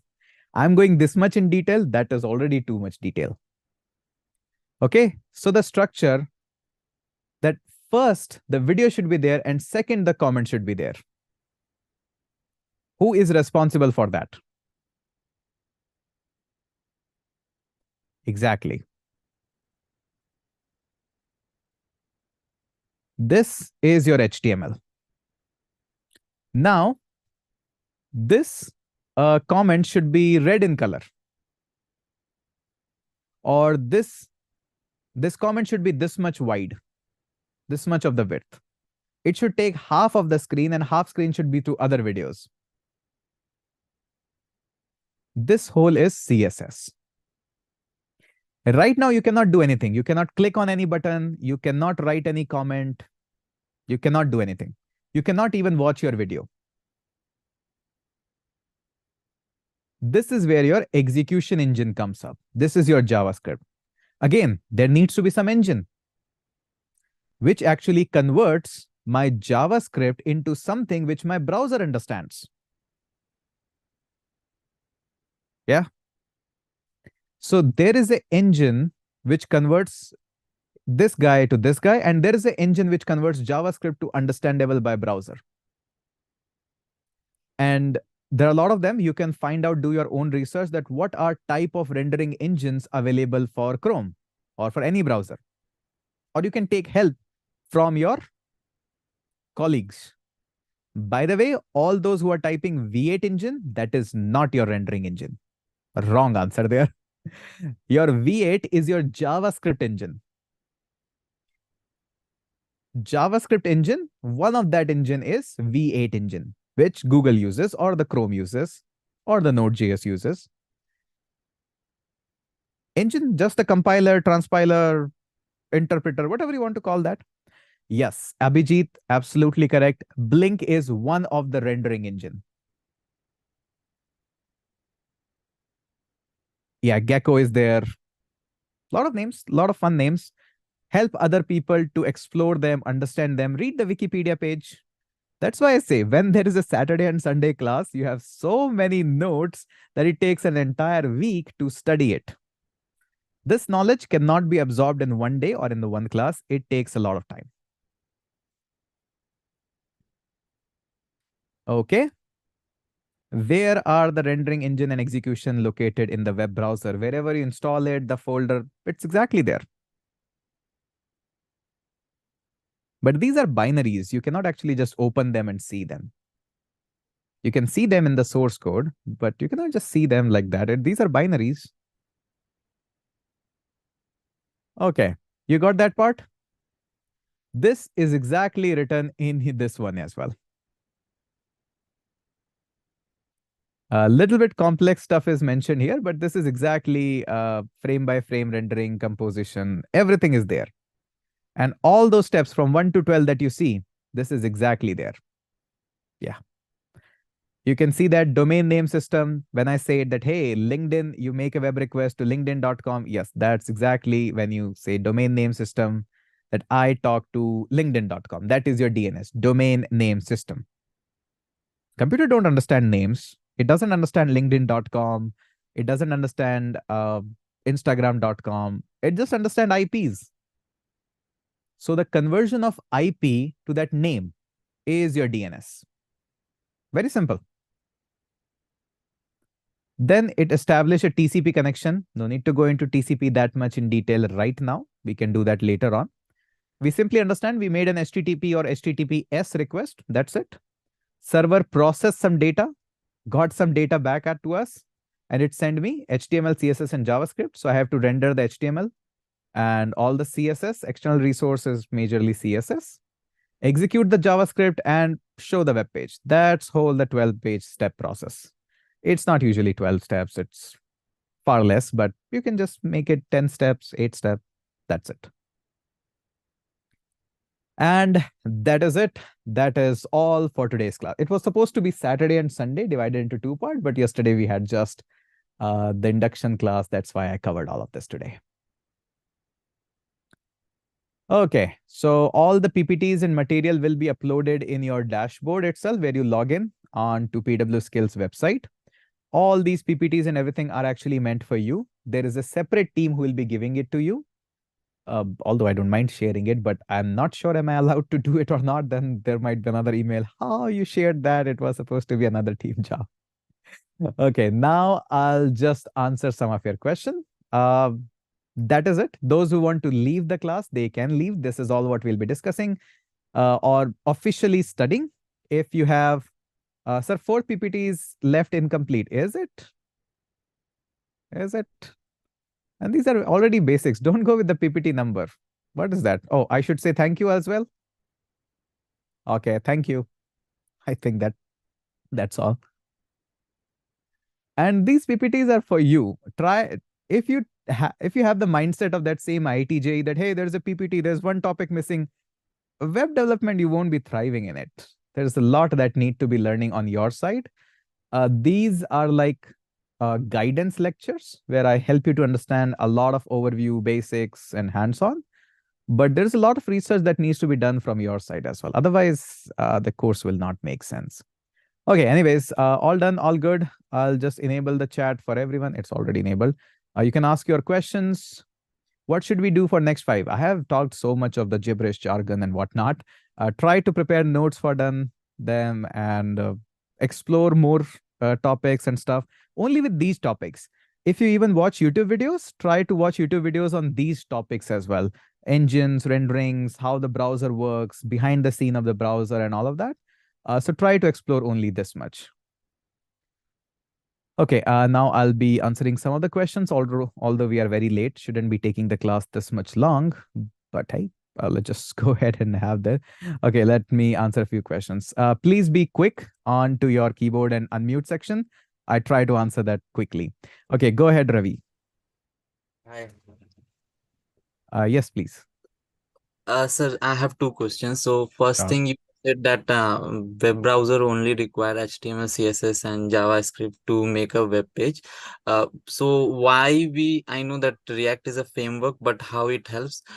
Second thing is that you are focusing more on JavaScript to read us. So and right now the classes are slow and means we can understand that much. So should we start the JavaScript from now onwards?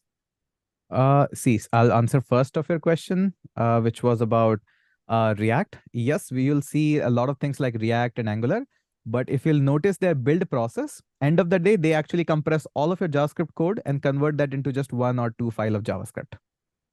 So React is an easier way to write JavaScript. That's it. Okay. Ultimately, it just end of the day, it boils down to HTML, CSS, and JavaScript, nothing else. Got it. In the 100% of the React code is converted into JavaScript. 100% of the TypeScript code is converted into JavaScript. All right. Yeah, all right. Okay. Second question. Yes. I would always say that if you understand these part of the thing, if you think that these classes are very basics or we're getting, I have to take care of all the people who don't know any tech to people who know tech. If you think that you have some resources you can consult to and can learn JavaScript on your own, surely go ahead, do that. But don't bring that baggage into the class as well, because every teacher wants to teach the best, but their explanation, their way is different from us, or maybe whoever is teaching you the JavaScript. Just don't bring that baggage that, hey, this teacher said that, hey, this is how you should be doing the variables, or this teacher said this is how you should be doing the for loop. Don't bring that onto the class. Otherwise, rest is all good. Okay, got it. No, means even I also want from the basics only. I don't have much knowledge, but just for sake that you Yeah, are sure. You can saying. have that. Only when you come in the class, have the empty mind. Okay, got it. All right. Thanks, sir. All right. And next up is Tarif. Yes, sir. Yeah, Am I tell not? me. Yes, loud and clear. Tell me. Sir, I wanted to ask what is the difference between libraries and frameworks? I always give this example with this. The library is like military. Sorry, framework is like military. Library is like a cool dude. So in the framework, we have strong rules. Like this should be the file name only. This should how the variable should be declared. This should be even the name of the variable, or this should how the data should be flowed. So framework has a very strong rules. Library, on the other hand, is a cool dude. You wear the cap upside down, that's cool. You wear the cap backwards, it's cool. So library is much more loosened down into the rules. That's only the difference majorly. You shouldn't be worried too much about the library or framework. Definitely, it's a lot later will come into the course. But right now, just understand this. Framework has stronger rules. There are ways how you can do the things. Library is much more lenient. Sir, will we learn about Git and GitHub in detail in this course? Yes, there will be classes on Git and GitHub. Oh, thank you, sir. All right.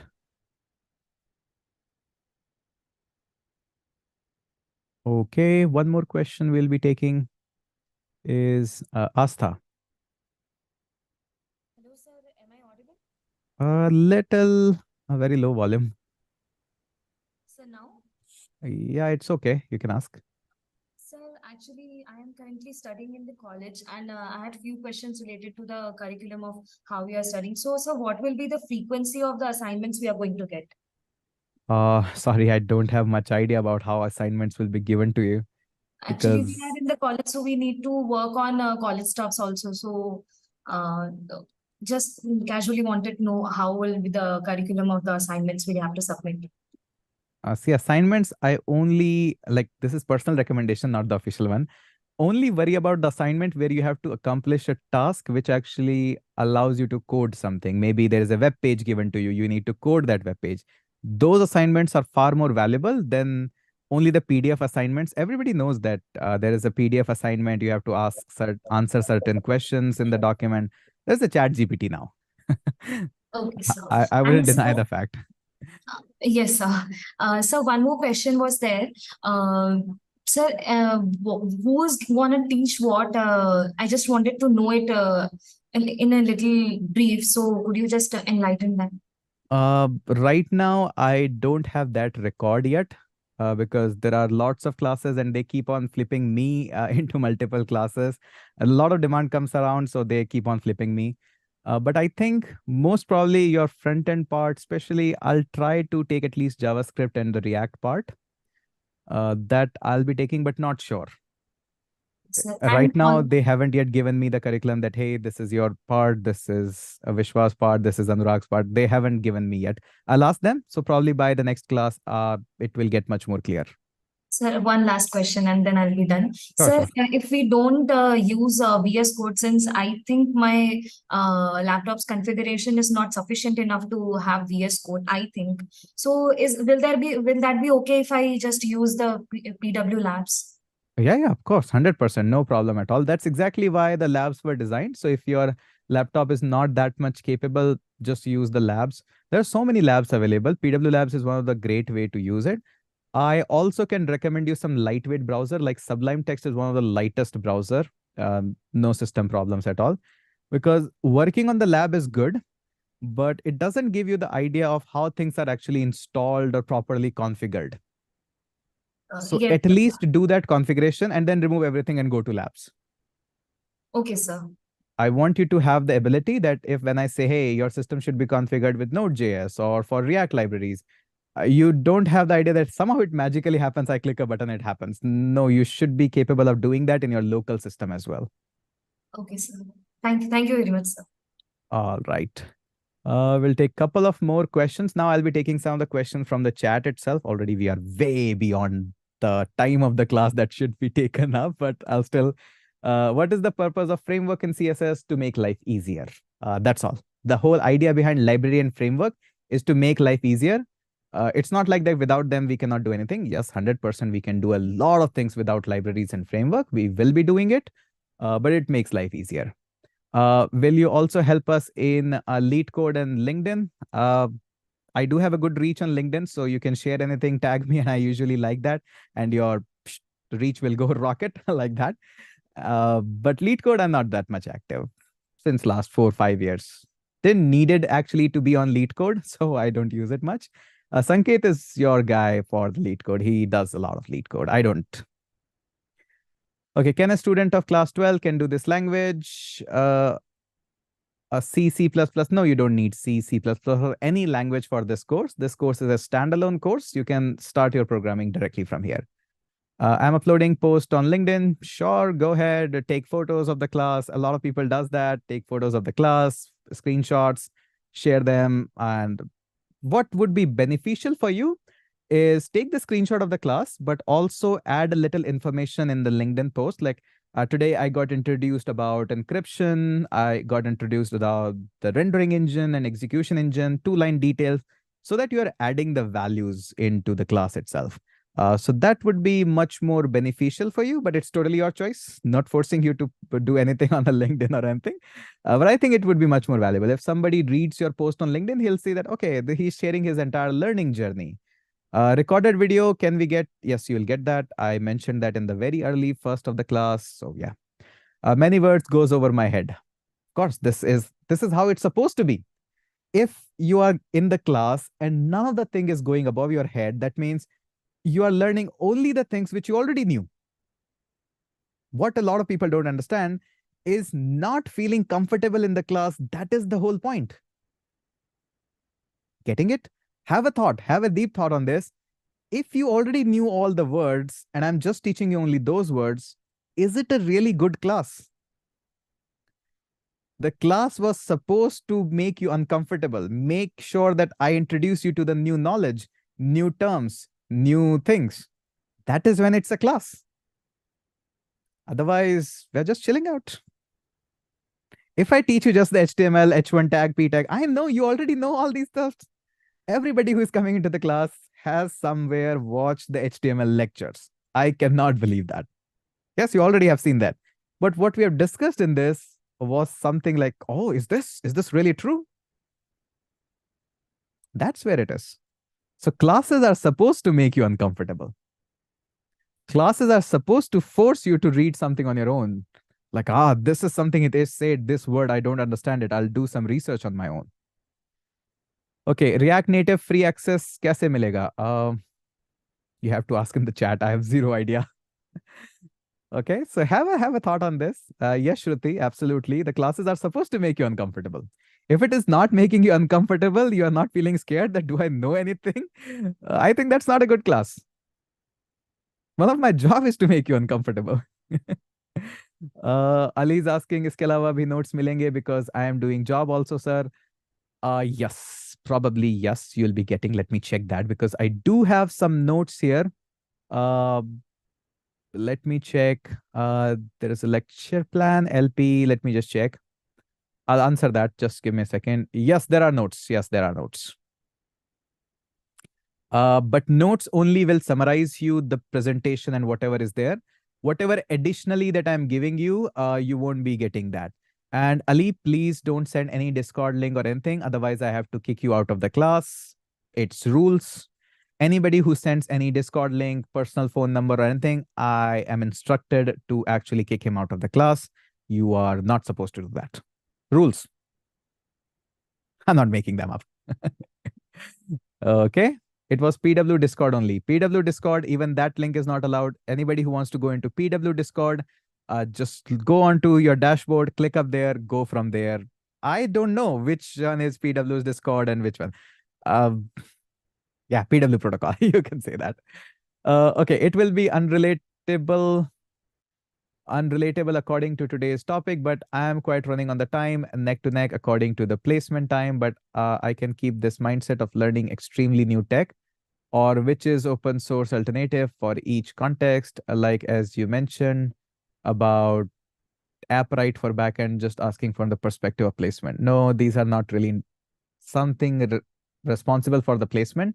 All these are exceptional tech. I don't talk about them here. In which week we will be going to start GS? Oh, GS is long ahead of us. We haven't yet started HTML. We haven't started CSS. We haven't done projects in CSS. Then we'll be doing Tailwind, then projects in Tailwind, then CSS. Oh, sorry, JavaScript. Yeah, so long. It's a 12-month course. Okay, a lot of good questions. Okay, why live classes? Why not recorded? We can do so much personal research and discuss on a course. There's so many recorded courses available on YouTube and all other places if you wish. These are cohort based. So in the cohort, you get onto Discord, you ask each other a lot of questions. With the live classes, there is a discipline. You always show up in the class, just like that. So there's a pressure. It gets done. All right. So we have done enough of talk. I think this should be it. So happy weekend, whatever is remaining. I think we have done a good work. We have gone through that. Again, watch the video. In the initial part of the video, I've mentioned how the PW works, how the process works. Again, this is whole a PW process, a company process, not my process. That is all it is. Hope you have enjoyed the lecture, the session that we had today. I tried my best to make you uncomfortable. Hope you are uncomfortable. Hope you will be learning all of this. But the class is still 1 p.m. It's almost 1 p.m. It's almost 1 p.m. Those who want to leave can leave. The class is officially over. There are a few raised hands, so I'll try to answer them as well. Okay, the class is actually only 2 hours. Then there is a doubt clearing session and whatnot. Any group link? No group link. I'm uploading post on LinkedIn. Please like the post. Sure, I always do, but there's so much of the tagging that goes on. I try my best to be there, but no guarantee, no promises. Okay, I'll just, those who want to leave now can drop the class. I'll be answering some of the questions. They are raised hand, few raised hand. At least I can answer them. Okay, so we can take, okay. Those who have already got the question answered, they can lower down the hand. Okay, next up is Sudipto.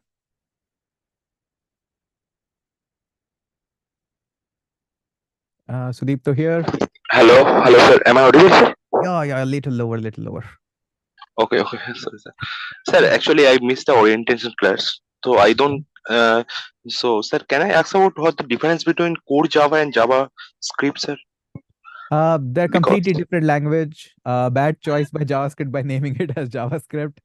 But completely different language, no relation with each other. Just like car and carpet are 2 different things. Java and JavaScript are 2 different things. So, did you cover the Java core as well as JS? No, nothing to do with Java. Okay. Completely Okay, thank you, different zone. Okay. All right. Next up is Uttam. Hey, Uttam.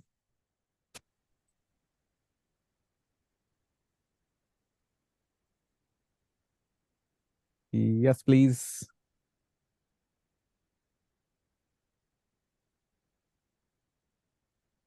Nothing from the Uttam side. Hey, Mayuri. Hello, sir. Yeah, tell me. Sir, I have a question. How I build my tech skills, because I am coming from non-tech background, and whatever you taught here, I understood little bit because I'm coming from non-tech. So, sir, how I build my tech skills, sir? See, don't worry about that being from the tech or non-tech. There are lots of engineers here who are from the final year, 3rd year. They don't even understand a lot of things which I said today. So you and those people, you might be seeing some of them laughing in the comment section as well and agreeing with me. There is no difference between them. They are also here in this course because they actually learn all these things from these classes as well. So people who are from tech degrees, non-tech degrees, doesn't really matter. All are getting started from absolute scratch. Don't worry at all about being tech or non-tech. And so, whatever you used jargon words, I didn't understand. So write them down and discuss them in the Discord. Don't take my name. Say, Hitesh said this. Just use them that, hey, these are the new words for me. Just watch the lecture again and note down all these words and do some research about them. Ask ChatGPT that, hey, this was the word. What should be explanation of that? Or use Google and research about them. And once you do a research of that, try to write some articles about it. This will enhance your communication, tech communication skills as well. And automatically you'll be building a tech jargon library or vocabulary, just like I have my own. Thank you, sir. All right. Yeah, in the Discord, don't say that, hey, Hitesh said these words, we'll be flooding. Otherwise, the entire team will be, Hitesh does use so much of the jargons. Okay, fun. These interactions are actually fun. I enjoy them a lot. That's why always my class extends. Hey, Abdul. Hello. Yeah, tell me. Sir, actually nowadays AI has introduced in IT sector. Yeah. Can AI replace web developer? I don't know. How can I say that's the future thing? Just like all the automatic car has replaced the drivers, and just like calculator has replaced all the mathematicians, probably one day these things can replace the developers. Exactly same. But not totally at all, because coding, like AI cannot think like human. We have So, computers. what- How many mathematicians were replaced by computers? yeah. Can anybody match the computation power of computers? It's so much advanced. But how many Yes. mathematicians were replaced? Name one. Name just one. Sir, I don't have words, sir. Yeah, it's exactly the same. These are here. See, you also might see there are automatically website builders. There are WordPress. Yeah, we all are aware of it. So why not Zomato was built on WordPress? Why not Swiggy was built on the WordPress? Why not PW Skills was built on WordPress? Like, fire all the developers, just do everything on WordPress. Probably not. That is not how the tech works. Tech Okay, thank you. replaces the things, it just introduces new way to do the things. Yeah, now you're connecting. But still, I will agree that if I have to make a YouTube videos, I'll still make a YouTube videos that AI killed the jobs because that gets more views. Guilty as charged, I do that. All right. Okay, got it. Okay, thank you, sir. All right. Not clickbait, but more viewers' attention. I don't do that much. If I would be doing that, I would have crossed the 1 million subscriber already. Okay, next up, hey Vivek. Oh, none of the student has dropped. All the people are here in the class. Oh man. Only one is gone. Hi Vivek, tell me. Am I audible? Yes. Yeah, I had a question like we will be using Python in backend or not? No, this course will be entirely on end-to-end on JavaScript. We won't be using Python in this course. Okay. All right. Next up is Ved Prakash.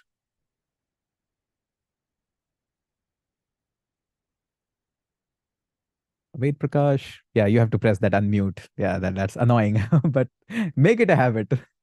Yes, please. I am in a non-tech background. Okay. Hello, I am audible, sir. Yes, you are audible. Tell me.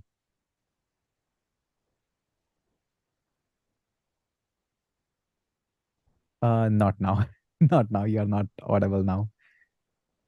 Okay, I'll move to, sorry, I have to move quickly to other person as well. So sorry. Hi, Saurabh.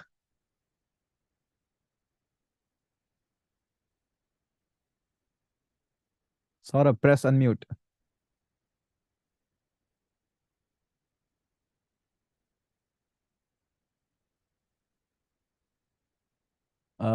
Hi, Ganesh or Rahul. Hi, sir. Good afternoon. Good afternoon.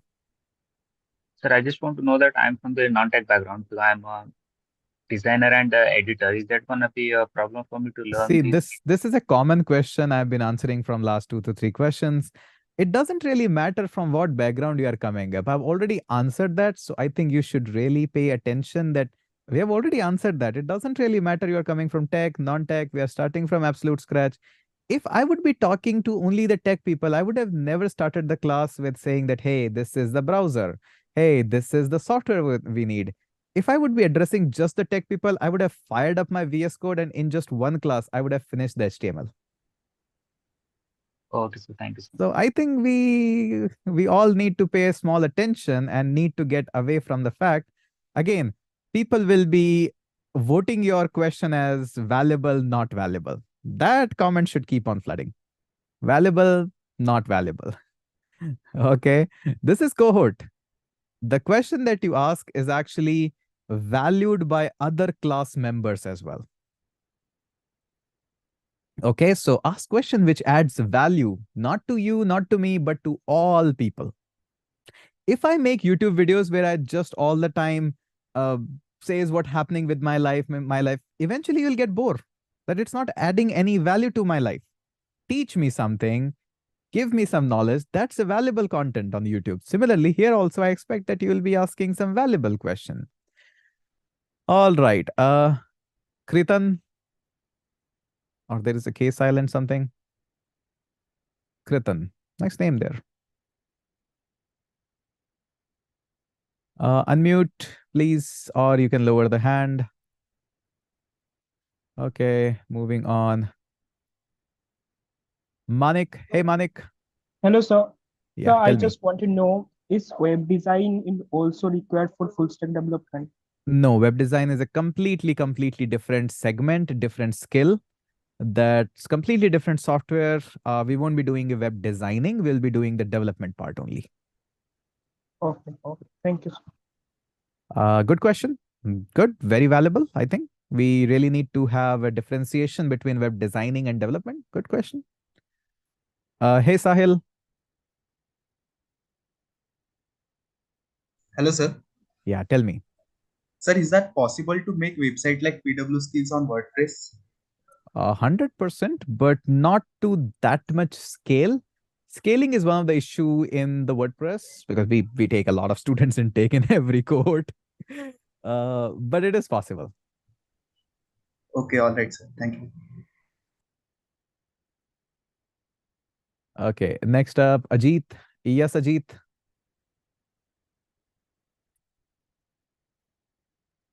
Sir, you can hear me? Yes. Sir, as you said that projects are important, sir, from where we can start, sir, making some small projects? It will be given to you in the course itself when the time will come. Okay, okay. Thank you, sir. All right. I think good question. Good question there. Sundaram. Yes, by the way, I'll be rating your questions as well. Yeah, so yes, Sundaram. Sir, I'm Sundaram Kumar, and my question is, what is the intensity So sorry. Not able to hear you. Hello. Yeah, probably you are not in good internet connection. Yeah, I need to move. Okay, next is Sahil. Yes, Sahil.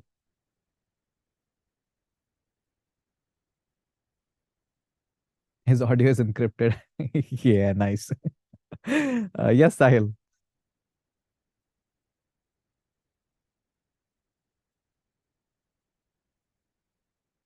Okay. No, Sahil.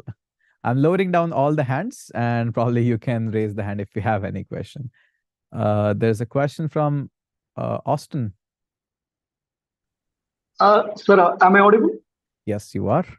Yeah, thank you so much. I'm really privileged to be in this class. For nearly 6 months, I have been preparing for web development and doing projects. And I will check with nearly 15 tutors in YouTube, and you are one among the 3. And very glad to be in the class in the live session with you, sir. Oh, thank you so much. Happy to Thank you hear so that. Thank you. Thank you. Any more questions, or just want to say that?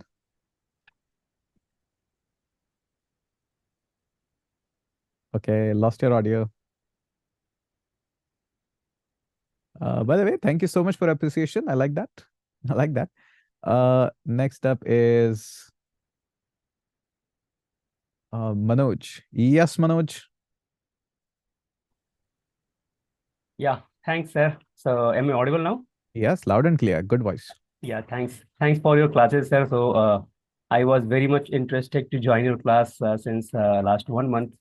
So, I got a chance to join now. So, it's a very good class for today and yesterday also. Thanks. So, I have one question, sir. So, I think you have already replied that question. So, that you are going to give the projects class-wise, right? Yes. So suppose if I have some spare time in between and I want to do some other projects by my own. So from where can I take the reference from you? It's not easy to mention the references because different projects and different texts needs to be mastered. So if you are just learning HTML, CSS, probably you can go to some design websites like Behance or Dribbble. Take a web photo that can I convert this photo into web page? So that's their resource. For JavaScript, you can either consult to GitHub or there's not too many website which gives you JavaScript projects, so that need to be designed. For React, the same thing. It's not easy to find project on your own.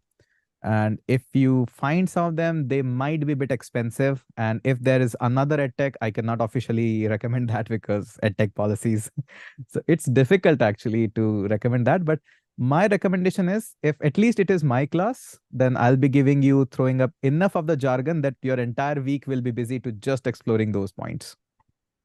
Great, great. Yeah. Thank you so much. Thank you so much. All right. Okay, one last that we'll take is Rudra with Thunderbolt. Good afternoon, sir. Good afternoon. Actually, I'm asking that it's written that we will be provided internship in this course. So, what will be that? Like, we'll be working with PW team or something else will be there? I have no idea about that. Sorry. I don't have any information for that, but you can ask in the Discord or maybe that annoying chat pop-up that comes up. Okay, sir, thank you. All right. Aditya also wants to come in. Okay, Aditya, we can take you as well. Hello, am I audible, sir? Yes, please. I just want to know, should I, make notes on the basics and deep dive into it, or just brush up myself? No, make notes. Like depends on how you make notes. I myself prefer to make notes online directly, so I'm all the keyboard guy. It actually helped me this way because I sometimes make notes on my pen and paper or iPad somewhere. But I personally think if you make notes within online, it actually helps you to increase your typing speed and comfort on the keyboard as well. But totally up to you. But I 100% recommend that you not only make notes, but actually publish your notes as well. So there are a lot of platforms online, Medium, Hashnote, DevTube, a lot of them. Pick any and share that with the public as well, that, hey, this is what I have learned, because it will stop you from cheating as well. Because what happens is sometimes we make notes or we use some assignment or something, we actually copy paste things from here or there, or just get something from the ChatGPT and paste that. That is not how it should be. It should be something that, okay, I have understood this from ChatGPT, I've understood from this blog. Now, can I myself write 2 or 3 lines on this topic? If I can, that is, now I understand the topic and that is my notes, true notes. But otherwise, just writing them is not valuable. So make notes and make sure you actually write them. Yes, sir. Thank you for help. And one more thing, additional, some people I've noticed, they write the notes into absolutely bizarre language, mix of Hindi, English, local language. Bad idea, because you are not improving your tech communication skills.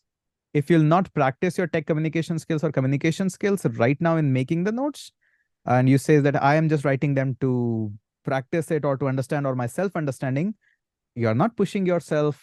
That will bite you in the rear in the later long run. Don't do that. Write them. Try to write them at least in pure English.